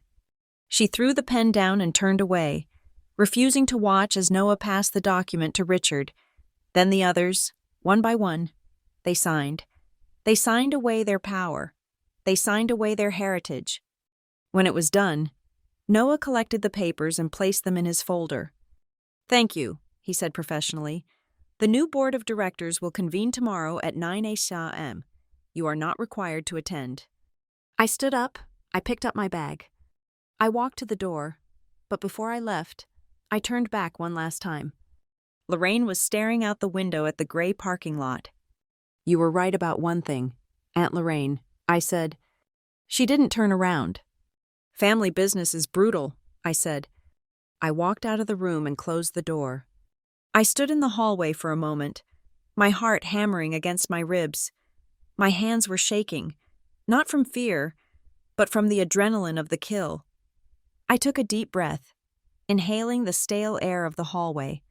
It tasted like victory. I walked to the elevator, pressed the button, and waited. The doors opened, and I stepped inside. As I descended to the lobby, I caught my reflection in the polished metal doors. I didn't look like a paper relative anymore. I looked like the CEO. The silence that followed my declaration was not the silence of submission. It was the silence of a vacuum before the air rushes back in to feed a fire. Lorraine looked at me, her eyes wide, and then she did something that chilled the room even more than the drafty windows. She laughed. It was a shrill, incredulous sound, like glass breaking in a cathedral. She leaned back in her chair, clutching her chest, shaking her head as if I had just told a particularly absurd joke at a cocktail party. "Oh, Jordan," she gasped, wiping a tear of mirth from her eye. "You almost had me for a second. The acting was superb. Really, I did not know you had it in you." She looked around the table at her terrified family, seeking an audience for her dismissal. "Look at her," she said, gesturing to me with a limp hand. "She walks in here wearing a coat from a discount rack, carrying a bag that has seen better decades. And she wants us to believe she is the secret financier of Caldwell Ridge? It is pathetic." She turned her gaze back to me, and the laughter died, replaced by a cold, hard sneer. "You are lying, Jordan. You are distraught because of what I said at Christmas. You are having a breakdown. I assume Noah put you up to this as some sort of twisted negotiation tactic. It is low, even for a vulture fund." I did not speak. I did not defend myself. I simply reached into my bag and pulled out the heavy, leather-bound binder I had brought with me. I placed it on the table. The thud it made was heavy, solid, and undeniable. I opened it to the first page. "Here is the incorporation document of Northbridge Meridian Trust, filed in Delaware 10 years ago." I said, my voice steady. You will see the sole member listed is the JMB Revocable Trust. I turned the page. Here is the trust instrument for the JMB Revocable Trust. JMB, Jordan Marie Bryan. I turned the page again. And here is the certified copy of Margaret Mercer's last will and testament, along with the probate court's final distribution order. It details the transfer of $62 million in securities and cash to me on October 14th, 10 years ago. I slid the binder across the laminate table toward Lorraine. Read it, I said, or don't. The bankruptcy court will read it either way. Lorraine stared at the open binder. She did not touch it. She looked at the legal seals, the signatures, the notarized stamps. The reality was staring her in the face, printed on archival bond paper. Evan was the one who broke the spell. He stood up, his face flushing a deep, violent red. He grabbed the binder and threw it onto the floor. "I do not care what the papers say," he shouted. "This is fraud. You manipulated an old woman." Margaret was senile. "You probably tricked her into signing everything over to you while she was dying. You stole our inheritance." He pointed a finger at me, shaking with rage. "You are a thief. Jordan, you are a parasite. We took you in when you had nothing. We gave you a roof over your head. We fed you. And this is how you repay us? By stealing our grandmother's money and trying to buy our company out from under us?" He leaned over the table, his voice dripping with venom. "You will never be one of us," he spat. "I don't care how much money you stole. You are a mongrel. You have bad blood. You are just the stray dog we felt sorry for." The insults were familiar. They were the same words I had heard whispered in hallways for 30 years. But today, they didn't hurt. Today, they just sounded like the desperate barking of a cornered animal. I looked at Evan calmly. "I didn't steal anything. Evan, Margaret left me her money because she knew I was the only one who wouldn't spend it on sports cars and cocaine." Evan flinched. "And as for gratitude," I continued, turning to look at Richard, "let's talk about gratitude." Richard was staring at the table, refusing to meet my eyes. He looked smaller than I had ever seen him, a man shrinking inside his own suit. "Tell them, Richard," I said softly. He didn't move. "Tell them about the night of October 11th, 10 years ago," I commanded. Richard squeezed his eyes shut. "I was not there," I said, addressing the room but keeping my eyes on my uncle. "But Margaret told me everything before she died. It was raining. You drove to her cottage at 11 at night. You were crying. You told her you had gambled on a futures contract and lost. You told her the payroll account was empty. You fell on your knees in her kitchen. Richard, on your knees." Mara gasped. "Dad?" she whispered. "You begged her," I went on, my voice relentless. "You grabbed the hem of her robe and begged her for $500,000. You said you would do anything. You said you would wash her floors. You said you were terrified Lorraine would find out you had ruined the family." "Stop it," Richard whispered. "Please." "Margaret didn't have the cash on hand that night," I said, "but she called Noah, and then she called me. She told me to save you. She told me to save you from your own incompetence because, despite everything, you were still her nephew." I looked at Evan. "I didn't steal your inheritance. Evan, I bought your survival." I walked over to the whiteboard on the wall and picked up a marker. "Let's look at the record," I said. I wrote a date, 2018. The roof of the North plant collapsed. Insurance denied the claim because you hadn't done maintenance in 20 years. Who paid for the repair? Northbridge, $2.5 million. I wrote another date, 2020. The pandemic hit. Orders froze. You needed cash to keep the lights on. Who authorized the emergency credit line extension when every bank in Chicago laughed in your face? Northbridge, $6 million. I turned back to them. "I have spent 10 years acting as the levees holding back the flood. I have silently approved every paycheck you cashed. I have subsidized your country club dues, your luxury cars, and your delusions of grandeur. And I did it while you sat there and mocked the vulture fund that was keeping you alive."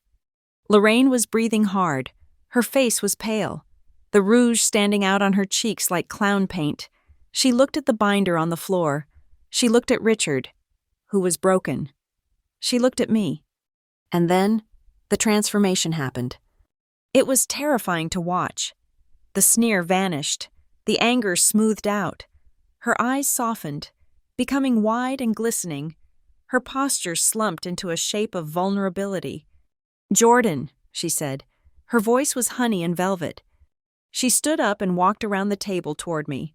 She reached out her hands. "Jordan, darling," she said, "why didn't you tell us?" She tried to touch my arm. I took a step back. "We didn't know," she pleaded, her eyes searching mine. "We thought Northbridge was some horrible corporation from New York.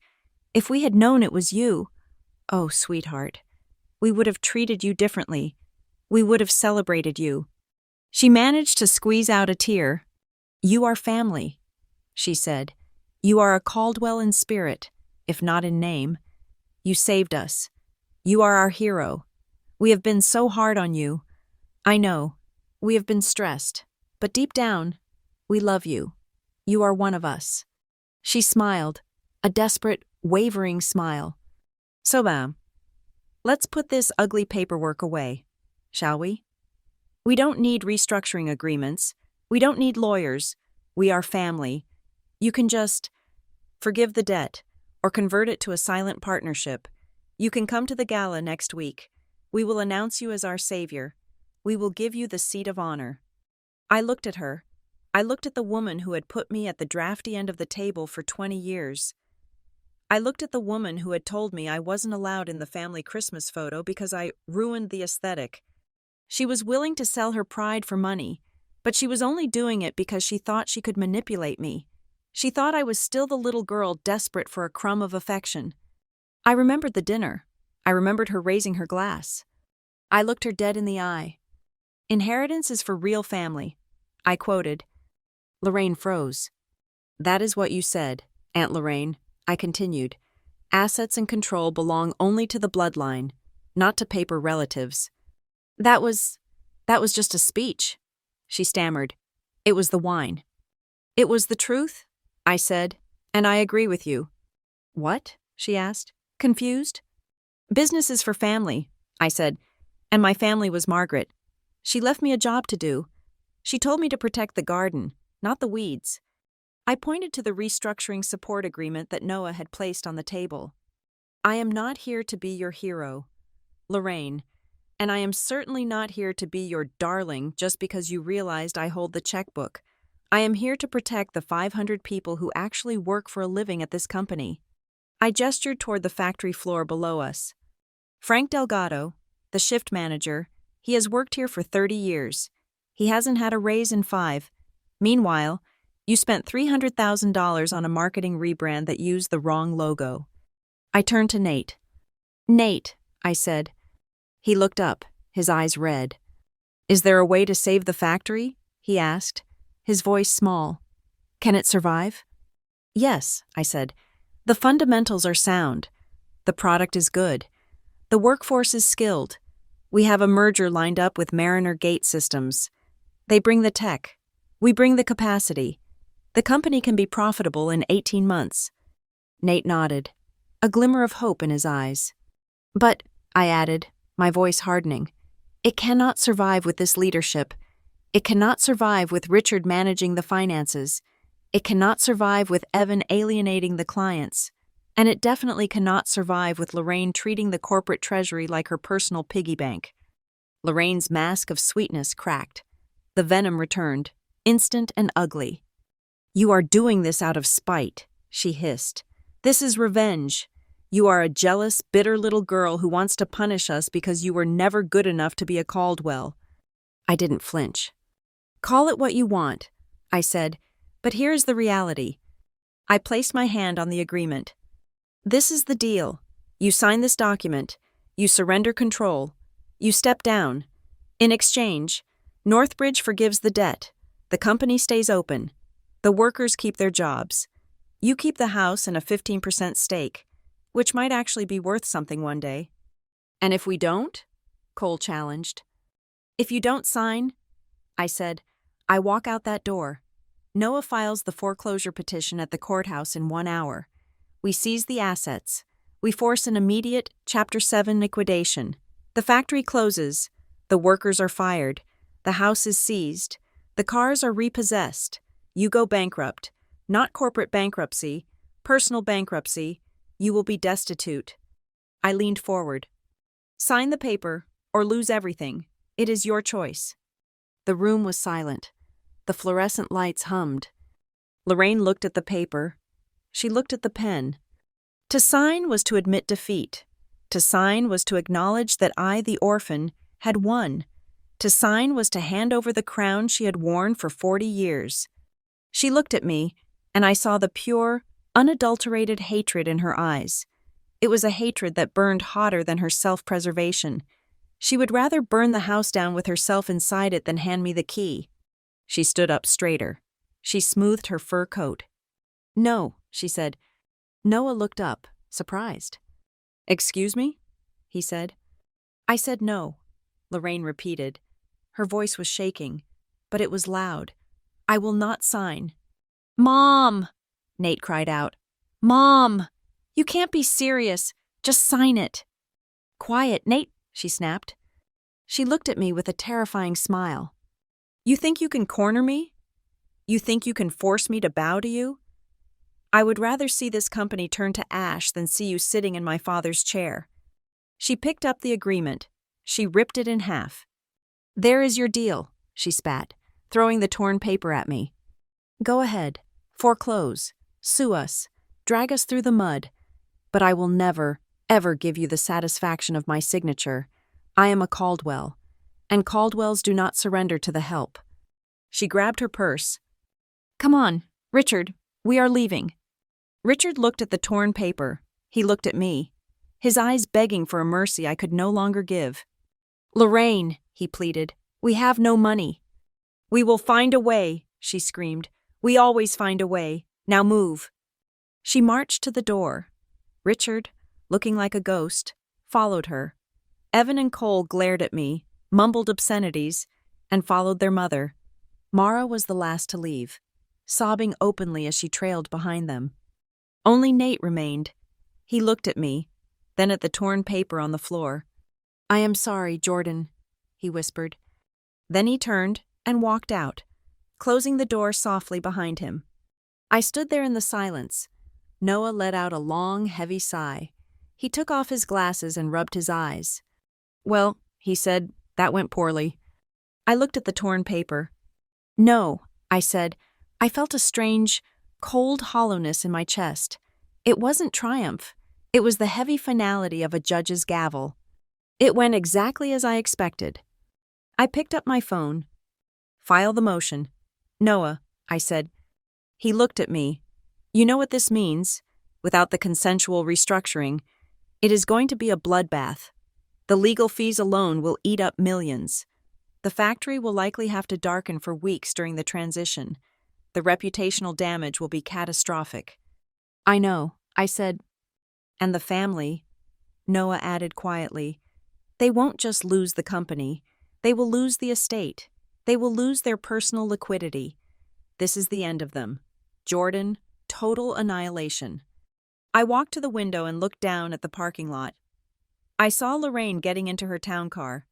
She looked furious, righteous, and utterly doomed. She made her choice. I said, she chose her pride over her survival. She chose her prejudice over her children's future. I turned back to Noah. "File it. Trigger the personal guarantees. Freeze their accounts." "But Jordan—" "Do it." "Noah," I said, my voice sharp. I walked to the table and picked up my binder. "They wanted a war for their legacy," I said. "Now they have one." I walked out of the conference room, leaving the torn pieces of the peace treaty scattered on the floor like confetti at a funeral. The chance for mercy was gone. Now, there was only the law, and the law, unlike family, did not care about blood. The headline in the Harbor Bend Gazette on January 4th was not subtle. It read, "Caldwell Ridge in crisis. Legacy manufacturer faces foreclosure." The article was surprisingly accurate. likely because the court filings were public record. It detailed the $80 million in debt, the default, and the impending receivership. But the town did not care about the balance sheet. They cared about the jobs. They cared about the 300 families who relied on the factory whistle to put food on the table. I sat in my apartment in Chicago, drinking tea, watching a live stream of the local news channel on my laptop. Lorraine had called a press conference. She stood on the steps of the Caldwell mansion, the very property that was currently subject to a lien. She was wearing a black wool coat that looked modest but cost $4,000, and she had forgone her usual heavy makeup for a look that suggested sleepless nights and martyrdom. Richard stood behind her, looking like a man who was trying to disappear into the brickwork. "We are the victims of a predatory attack," Lorraine told the cameras, her voice trembling with practiced emotion.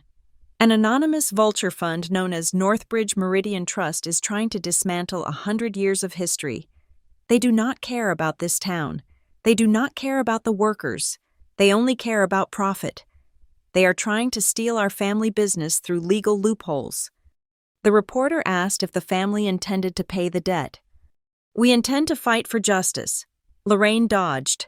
"We are exploring all legal avenues to stop this hostile takeover. We ask the community to stand with us. We ask you to stand with the Caldwells." She wiped a tear from her cheek. It was a brilliant performance. If I didn't know she had shredded the restructuring agreement 2 days ago, I might have felt sorry for her. She was painting herself as the defender of the working class, despite the fact that she hadn't set foot on the factory floor in 15 years except for photo opportunities. I closed the laptop. The narrative was spinning out of control. Lorraine was turning this into a class war, but she was casting herself on the wrong side. She was gambling that the town's loyalty to the name Caldwell was stronger than their desire for a paycheck. I needed to go to the source. I drove to Harbor Bend an hour later. I did not go to the mansion. I went straight to the factory. The parking lot was full, but the mood was different. It wasn't the bustle of productivity. It was the heavy, static air of anxiety. Men were standing in small groups near the loading docks, smoking cigarettes, talking in hushed, angry tones. When they saw my sedan, they stared. They didn't know who I was yet, not really, but they knew I wasn't one of the usual executives in a luxury SUV. I walked to the side entrance and swiped my badge. It still worked, though likely not for long if Lorraine had her way. I went straight to the plant manager's office. Frank Delgado was sitting behind a metal desk that was covered in production schedules and payroll disputes. Frank was 60 years old, with hands that were permanently stained with grease and a face carved from granite. He was the soul of the operation. He was the one who kept the machines running while Evan was playing golf. He looked up when I entered. He didn't smile. "Miss Bryan," he said, or should I say, the new owner. "News travels fast," I said, closing the door. Frank leaned back, crossing his arms over his chest. "The union rep told me about the foreclosure filings. He says Northbridge is calling the shots now, and since you are the one walking in here while the family is on TV crying, I assume the rumors are true. You are Northbridge." "I am," I said. Frank let out a short, cynical grunt. "I have worked for your uncle for 30 years. I watched you grow up. Jordan, you were the quiet one, the one they ignored. I never thought you would be the one to put the padlock on the gate." "I am not here to put a padlock on the gate. Frank," I said, "I am here to make sure the gate stays open." Frank looked skeptical. "That is not what Lorraine is saying. She says you are going to liquidate, sell the machines, sell the land for condos. She says you are doing this for spite." "Lorraine is lying," I said flatly. "Lorraine had a chance to save her position 2 days ago. I offered her a deal. She tore it up because she couldn't stand the idea of answering to me. She chose her pride over your jobs." I pulled a folder from my bag. It was the integration plan with Mariner Gate Systems. "This is the future." "Frank," I said, placing it on his desk, "I am finalizing a merger with a tech firm in Minneapolis. They have the software contracts. We have the manufacturing capacity. If we execute this, we don't just survive. We expand. We add a second shift. We upgrade the robotics line." Frank looked at the folder, then back at me. "Why?" he asked. "Why go through all this trouble? If you own the debt, you could just sell it off and walk away with millions. Why fight a war with your own family to save a rusting factory?" "Because Margaret Mercer asked me to," I said, "and because I know who actually built this company. It wasn't the people sitting in the library drinking scotch. It was you. It was the guys on the line." Frank was silent for a long moment. He picked up the folder and flipped it open. He scanned the first page, his eyes narrowing as he read the projections. He was a smart man. He understood the numbers. "This capital expenditure plan," he said, pointing to a line item, $3 million for new stamping presses. "Is that real?" "The money is already in escrow." I lied. Well, it was a half-lie. The money was in my personal account, ready to move. Frank closed the folder. He looked tired, but the hostility was gone, replaced by a cautious pragmatism. "The guys are scared. Jordan," he said, "they have mortgages. They have kids in college. They see the Caldwells unraveling, and they think it is the end of the world." "Tell them it isn't," I said. "Tell them to keep their heads down and keep working. Tell them that as long as I am standing, the payroll checks will clear. Can you do that?" Frank nodded slowly. "I can do that, but you better win this fight, Jordan, because if Lorraine gets back in control, she will burn this place down just to warm her hands." I left the factory feeling a strange mix of exhaustion and resolve. I had the workers, or at least, I had their general. Now I just needed the law. But the law, as I was learning, was a slow and expensive beast. Lorraine had hired a new attorney, a man named Silas Thorne, who was known for high-profile, scorched-earth litigation. He filed a lawsuit the next morning. Caldwell Ridge Fabrication Verroche, Northbridge Meridian Trust. The complaint was a masterpiece of fiction. It alleged predatory lending, fraud in the inducement, and breach of fiduciary duty. It claimed that Northbridge, meaning me, had manipulated the family into signing the original loan documents under duress. It claimed that I had used my insider status to sabotage the company's refinancing efforts. It was all lies, of course, but lies in a legal complaint do not need to be true to be effective. They just need to be complicated enough to cause a delay. Thorne asked for an emergency injunction to stop the foreclosure. Noah called me, sounding frustrated. "The judge has granted a temporary stay." Noah said, "It is standard procedure until the hearing next week, but it buys them time. Thorne is going to try to drag this out for months. He wants to force a settlement." "They don't have money for a settlement." I said, "They don't even have money for Thorne. How are they paying him?" "That is the question," Noah said. "Thorne does not work on contingency. He charges $800 an hour. They must have a war chest hidden somewhere." I hung up and stared at the wall. Hidden assets, of course. Lorraine would never leave herself vulnerable. She would have squirreled away cash, siphoned off funds from the company accounts before the accounts were frozen. If she was paying lawyers with company money while claiming insolvency, that was fraud. But I needed proof. The proof came from the unlikeliest source. It was 3 a.m. on a Tuesday. I was awake, reviewing the discovery documents, when my private email pinged. Sender, Nate. Caldwell. Subject, look at the Cayman file. I opened the email. There was no text in the body, just a single attachment. It was a PDF of a wire transfer chain. My hands shook slightly as I opened it. It was a log of transactions from the Caldwell Ridge operating account, dating back 6 months. But these weren't payments to steel suppliers or utility companies. These were transfers of $50,000, $75,000, $100,000. They were labeled consulting fees and sent to a shell company called LRC Holdings, based in the Cayman Islands. I scrolled down. The transfers accelerated in December, 2 days before Christmas, 2 days before Lorraine gave her speech about real family. She had transferred $200,000 to the offshore account. But the smoking gun was the ownership document for LRC Holdings.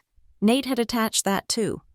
Beneficiaries: Lorraine Caldwell and Evan Caldwell. They were looting the company. They knew the ship was sinking, and instead of trying to patch the hole, they were stuffing the lifeboats with silver. I felt a surge of nausea. This wasn't just incompetence. This was theft. They were stealing from the very legacy they claimed to protect. They were stealing from Frank Delgado. They were stealing from me. I called Noah immediately. "Wake up," I said. "I have them." I forwarded the email. I heard Noah clicking on his keyboard. There was a long silence, and then a low whistle. "This is fraudulent conveyance," Noah said, his voice sharp. "This is embezzlement. Jordan, this is prison time." "File it," I said. "Submit it to the court as an emergency motion to lift the stay. Show the judge that the current management is actively dissipating assets." "I will have it on the docket by 9 a.m., Noah promised. The hearing 2 days later was a massacre. We stood in the circuit court downtown. The room was packed with reporters, fueled by Lorraine's media campaign. Lorraine sat at the defense table, looking resolute, flanked by Silas Thorne. She smirked at me when I walked in. She thought she had won the delay. She thought she had months to maneuver. Judge Harrison took the bench. He was a no-nonsense man who had seen enough corporate greed to last a lifetime. "Mr. Thorne," the judge began, "you are asking for an injunction based on the premise that your clients are victims of predatory practices." "That is correct, Your Honor," Thorne said smoothly. "The Caldwell family has been misled." Noah stood up. "Your Honor, if I may." Noah interrupted. "We have new evidence that requires immediate attention. It concerns the dissipation of the collateral." Thorne objected, but the judge waved him down. Noah handed the bailiff the file containing Nate's email and the bank records. The judge put on his glasses. The room was silent. Lorraine looked confused. She whispered something to Evan, who looked suddenly pale. The judge read the documents. He read them once, then he read them again. His face grew red. He looked up over his glasses at Lorraine. "Mrs. Caldwell," the judge said, his voice ice-cold. "Can you explain why, while pleading insolvency to this court, you transferred nearly $500,000 to an offshore account in your name in the last 3 weeks?" The air went out of the room. Lorraine gasped. She looked at Evan. Evan looked at his shoes. I do not know what you are talking about," she stammered. That is for business contingencies." "It is labeled consulting," the judge noted, "and the beneficiary is you. That is not a contingency. Mrs. Caldwell, that is theft. You are stealing from the estate while asking this court for protection." No, it is a mistake." Lorraine's voice cracked. The judge slammed his gavel. "The injunction is denied. The stay is lifted. I am granting the motion for the immediate appointment of a receiver. The court finds that current management cannot be trusted to safeguard the assets." He turned to the bailiff. "Furthermore, I am freezing all personal accounts of Lorraine Caldwell and Evan Caldwell pending a forensic audit. You are to surrender your passports to the clerk immediately." Lorraine stood up, her chair scraping loudly against the floor. "You cannot do this," she screamed. "I am a Caldwell." "You are a defendant," the judge corrected. "Sit down." The gavel banged again. It was over. The unraveling happened fast after that. It was a domino effect of humiliation. With the court order in hand, the banks locked everything. The credit cards were declined.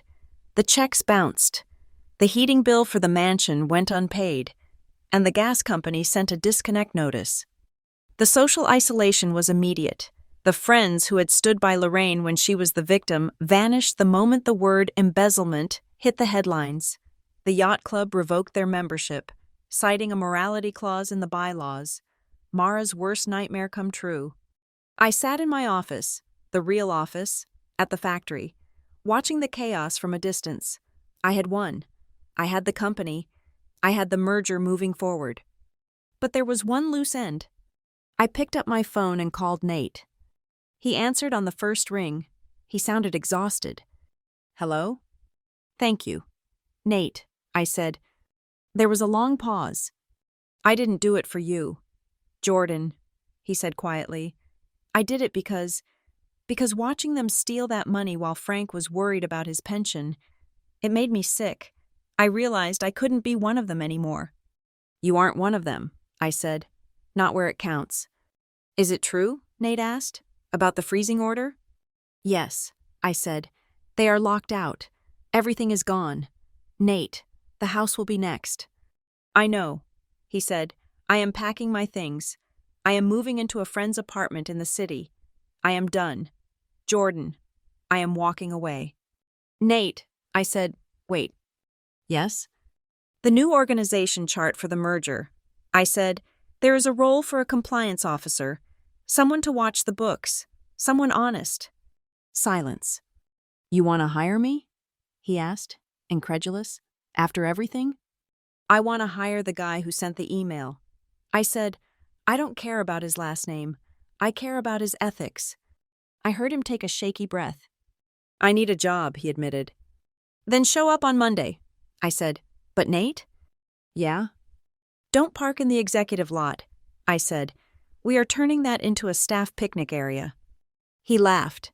It was a weak, watery sound, but it was real. See you Monday, boss. I hung up. I looked out the window at the factory floor below. The lines were moving. The sparks were flying from the welders. The rhythm of industry was beating steady and strong. The Caldwell Empire was dead. Long live the business. The 15th of February arrived not with a bang, but with the quiet, suffocating, sterile atmosphere of the United States Bankruptcy Court for the Northern District of Illinois. The courtroom was modern, devoid of the dark wood and history that characterized the Caldwell estate. Here, everything was blonde wood, gray carpet, and recessed lighting. It was a place where dreams went to die and ledgers were balanced with brutal efficiency. I sat at the creditors' table next to Noah. On the other side of the aisle, the Caldwell family huddled together like survivors on a life raft that was rapidly losing air. Lorraine looked aged. In the 45 days since Christmas, she seemed to have aged 10 years. Her hair, usually dyed a fierce, perfect blonde, showed gray roots. Her clothes, while expensive, looked slept in. Richard stared at the table, his hands shaking slightly. Evan and Cole were slumped in their chairs, stripped of their arrogance, looking like petulant children waiting for the principal. They had filed for Chapter 11 bankruptcy protection at 8 o'clock that morning, a last-ditch effort to halt the foreclosure and remain in control as debtors in possession. It was a Hail Mary pass thrown by a quarterback with a broken arm. Judge Harrison took the bench. He looked over his reading glasses at the crowded room. The air conditioner hummed, a low drone that underscored the tension. We are here on the emergency motion of the debtor, Caldwell Ridge Fabrication. Regarding the Chapter 11 petition, Judge Harrison stated, and the objection filed by the primary secured creditor, Northbridge Meridian Trust. Silas Thorne, the family's lawyer, stood up. He looked tired. Defending the indefensible was exhausting work. Your Honor, Thorne began, his voice projecting a confidence I knew he didn't feel. The Caldwell family has managed this company for 3 generations. They are the heart and soul of the business. We admit there have been liquidity issues, but these are due to unprecedented market headwinds. We are asking the court to allow the current management to remain in place while we formulate a reorganization plan. We believe we can pay back the creditors over a 5-year period. It was the standard speech. Give us time. Trust us. We are good people who had bad luck. Noah stood up next. He didn't use flowery language. He used data. Your Honor, Noah said, his voice crisp. Northbridge objects to the debtor remaining in possession. The market headwinds counsel refers to are a fiction. The insolvency is a direct result of gross mismanagement and, as we established in the hearing last week, active dissipation of assets. Noah picked up a remote and clicked a button. The large screen on the wall illuminated. It displayed the wire transfers to the Cayman Islands. It displayed the receipts for the Miami penthouse. It displayed the bills for the country club memberships paid out of the operating account while vendors went unpaid. This management team has looted the company. Noah continued. To leave them in control would be a breach of the court's duty to the estate. The company is burning cash. The workers are demoralized. There is no reorganization plan that relies on the Caldwells that does not result in total liquidation within 6 months. Lorraine let out a gasp, but Richard grabbed her arm, silencing her. Judge Harrison looked at the screen, then at the Caldwell table. "Mr. Thorne," the judge asked, "can you offer a single reason why I should trust your clients with the keys to the store when they have been caught stealing from the register?" Thorne opened his mouth, then closed it. He looked at Lorraine, then back at the judge. "Your Honor, the family argues that their brand equity is essential to the company's value. The brand is tarnished," the judge said flatly, "and equity is non-existent." The gavel came down with a sharp crack. The motion to remain as debtor in possession is denied. The court finds that the current management is incapable of rehabilitating the debtor. The judge turned a page in his file. "We are moving to a Section 363 sale. The assets of Caldwell Ridge Fabrication will be sold free and clear of liens to the highest bidder. We will conduct the auction immediately to prevent further erosion of value." This was it, the Section 363 sale. It was the fastest way to transfer ownership in bankruptcy. It washed the assets clean. The auctioneer, a court-appointed trustee, stepped forward. The room shifted. The legal proceeding transformed into a marketplace.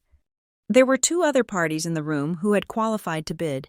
One was a liquidation firm from New York, known for buying distressed factories, selling the machines for scrap, and selling the land to developers. The other was a private equity group that specialized in stripping assets. The Caldwells looked around wildly.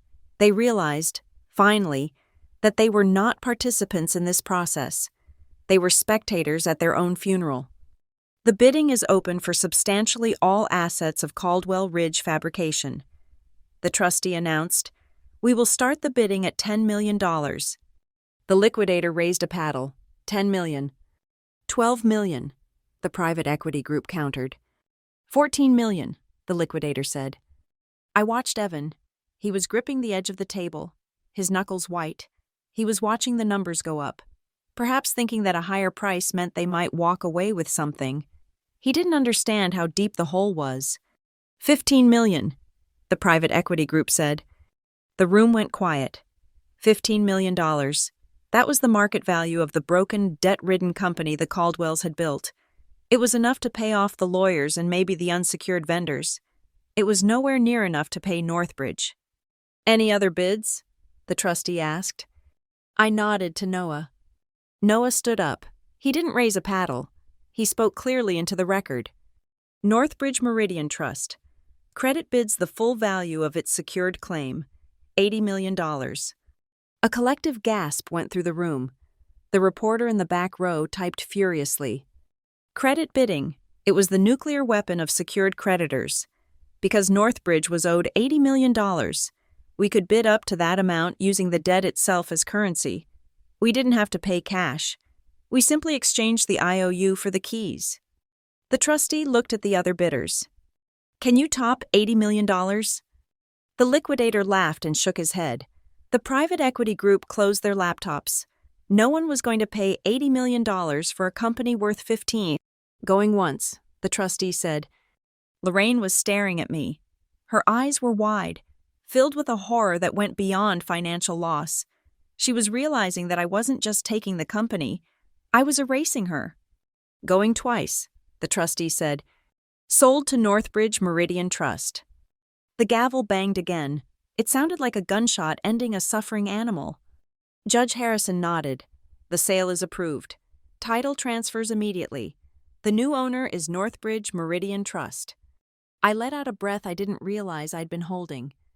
I looked down at my hands. They were steady. I was the owner. I owned the factory. I owned the land. I owned the legacy. But we weren't done. The judge looked at the paperwork. The sale price was $80 million via credit bid, the judge noted. However, the total claim of Northbridge Meridian Trust, including accrued interest, default penalties, and legal fees, stands at $98 million. He looked at Noah. "Mr. Kincaid, does the creditor intend to pursue the deficiency?" This was the moment. This was the knife twist. The credit bid had satisfied $80 million of the debt, but there was still $18 million left outstanding. In a normal corporate bankruptcy, that debt would vanish because the company had no other assets. But this wasn't a normal bankruptcy. Yes, Your Honor, Noah said. We are moving to enforce the deficiency judgment against the guarantors. He turned and pointed at the Caldwell table. Richard Caldwell, Lorraine Caldwell, Evan Caldwell, Mara Caldwell, Cole Caldwell. They signed unconditional personal guarantees. They are jointly and severally liable for the remaining balance. Richard let out a sound that was half sob, half wail. He slumped forward, his head hitting the table. The judge looked at the documents. The guarantees are in order. The deficiency is confirmed at $18 million. Judgment is entered in favor of Northbridge. I watched Silas Thorne lean over to his clients. I could hear his whisper in the silent courtroom. It means they can take everything, Thorne explained, his voice devoid of hope.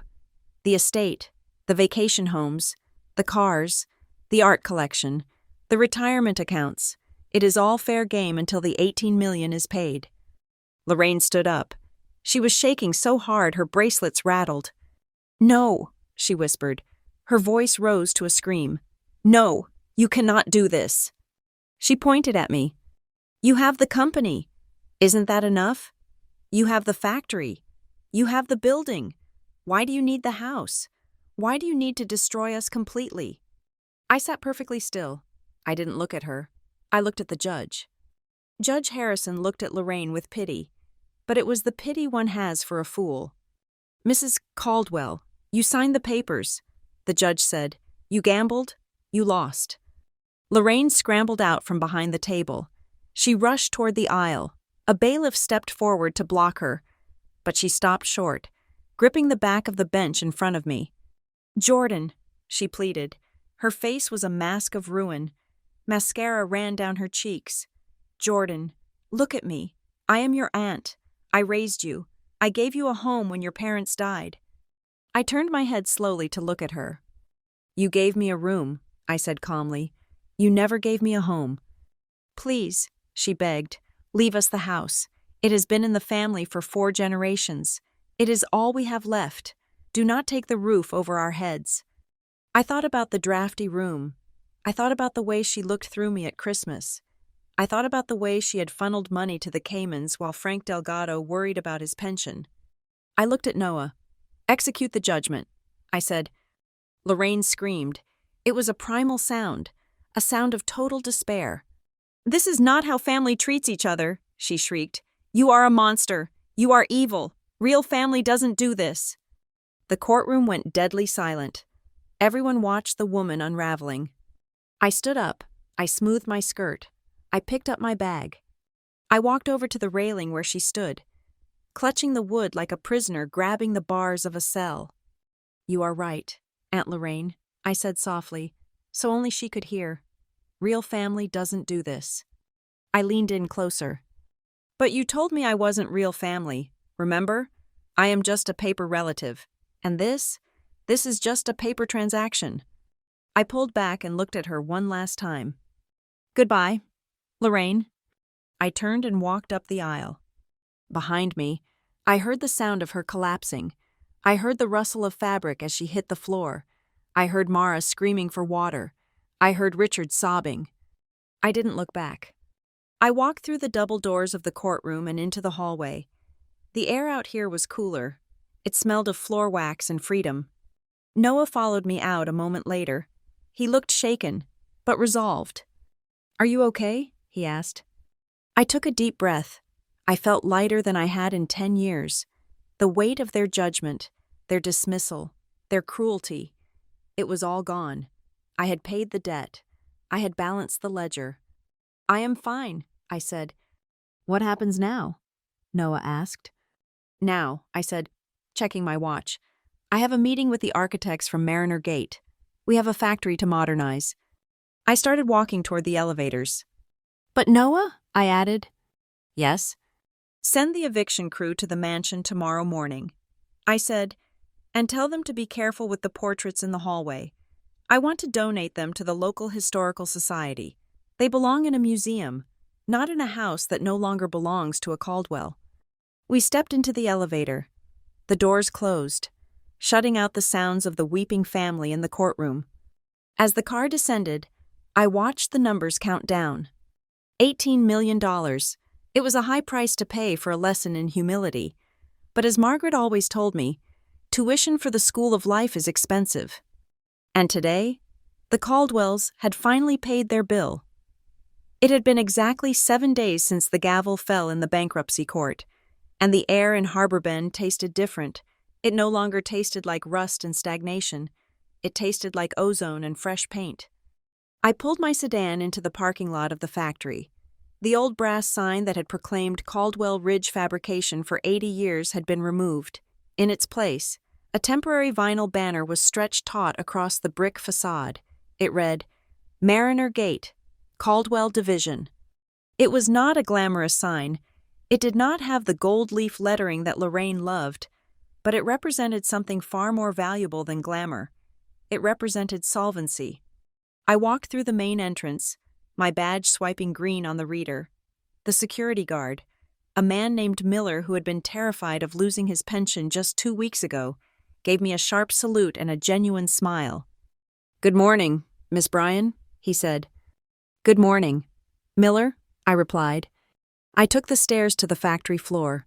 Today was the day. We had shut down production for 4 hours, a lifetime in manufacturing terms, for an all-hands meeting. The workers were gathered in the central bay. Standing between the massive stamping presses and the robotic welding arms, there were 500 of them, men with gray beards who had started here out of high school, young women in coveralls who were just learning the trade. They stood in silence, their faces a mixture of anxiety and skepticism. They had seen owners come and go. They had heard promises before. I walked out onto the raised metal platform that overlooked the bay. Frank Delgado stood next to me. He looked nervous, but he nodded at me, a silent signal of support. I stepped up to the microphone. The feedback whined for a split second before settling. "My name is Jordan Bryan," I said. My voice echoed off the high metal ceiling. "Most of you know me as the woman who sat in the back office. Some of you know me as the niece of the former owners." I paused, looking out at the sea of faces. But today, I stand here as the owner of this facility. There was a ripple of murmuring. They were waiting for the bad news. They were waiting for the word liquidation. "I know what you have been reading in the papers," I continued. "You have read that the company is bankrupt. You have read that the assets were sold. That is true. But here is what you haven't read." I held up the integration plan I had signed with Mariner Gate Systems that morning. "There will be no mass layoffs," I stated clearly. The murmuring stopped. "In fact," I went on, "we are understaffed. We are bringing in $3 million of new equipment next month. We are reopening the third shift. We need every single one of you to make this work. Your jobs are safe. Your pensions are safe." I saw shoulders drop. I saw people exhale. But I wasn't done. For 3 generations, this company has operated on a model where the profits went up to the mansion on the hill and the cuts came down to the floor. I said, "That ends today." I looked at Frank. He smiled. "I am implementing a new compensation structure," I announced, "effective immediately. Every employee who has been here for more than 1 year is eligible for the new profit-sharing program. 10% of the net operating income of this division will be distributed back to the workforce on a quarterly basis." The silence broke. It shattered. A man in the front row, a welder I recognized named Thomas, took off his hard hat and stared at me. "You mean we get a cut?" he shouted. "I mean you built this place," I answered. "You should own a piece of the success." The cheer that went up was deafening. It wasn't polite applause. It was a roar of relief and vindication. It was the sound of 500 people realizing that for the first time in their working lives, they weren't just expenses on a spreadsheet. They were partners. Frank Delgado stepped to the mic. "I just want to say something," he boomed over the noise. "I have worked here 30 years. I have never seen a Caldwell care about anything other than their country club dues. Jordan saved this place. She put her own money on the line to save our jobs. He turned to me and extended his hand. "Thank you, boss." I shook his hand. The calluses on his palm scratched against mine. It was the best handshake of my life. I spent the rest of the morning on the floor, answering questions, shaking hands, and looking at the new schematics for the machine upgrades. By the time I went up to the executive offices, it was late afternoon. The offices were quiet. We had stripped the mahogany paneling and the pretentious art. It looked like a workspace now, not a museum. I sat at the desk that had belonged to Richard, then Lorraine. It felt different. It felt light. My phone rang. It was security. "Miss Bryan," Miller said, his voice hesitant. "There is a woman at the gate. She says she is your aunt." I stiffened. "Let her in." "Miller," I said. 10 minutes later, the elevator doors opened. Lorraine walked out. The transformation was shocking. The Lorraine Caldwell I knew was a creature of armor, silk, fur, diamonds, and hairspray. The woman standing in the hallway was wearing a simple beige coat that looked like it came from a department store sale rack. Her hair was pulled back in a messy bun. She wore no makeup. Her face was pale, etched with deep lines of exhaustion and bitterness. She didn't have a driver. I had seen a yellow taxi pull away from the gate on the security monitor. She stood there, clutching her purse, looking at the stripped walls where the portraits of her ancestors used to hang. I walked out of the office to meet her. I didn't invite her in. We stood in the corridor, separated by 10 feet of gray carpet. "Hello, Aunt Lorraine," I said. She looked at me. Her eyes were red-rimmed. "You changed the sign," she said. Her voice was raspy. "It is a new company," I said. "It needed a new name." She laughed, a bitter, jagged sound. "You act like you built it," she said. "You walk around here giving orders, changing names, playing the tycoon, but you are a thief. Jordan, you stole this. You stole the company my grandfather built with his bare hands. You stole our legacy." I shook my head slowly. "I didn't steal anything," I said. "I bought it. I paid $80 million for it. And frankly, Lorraine, I overpaid."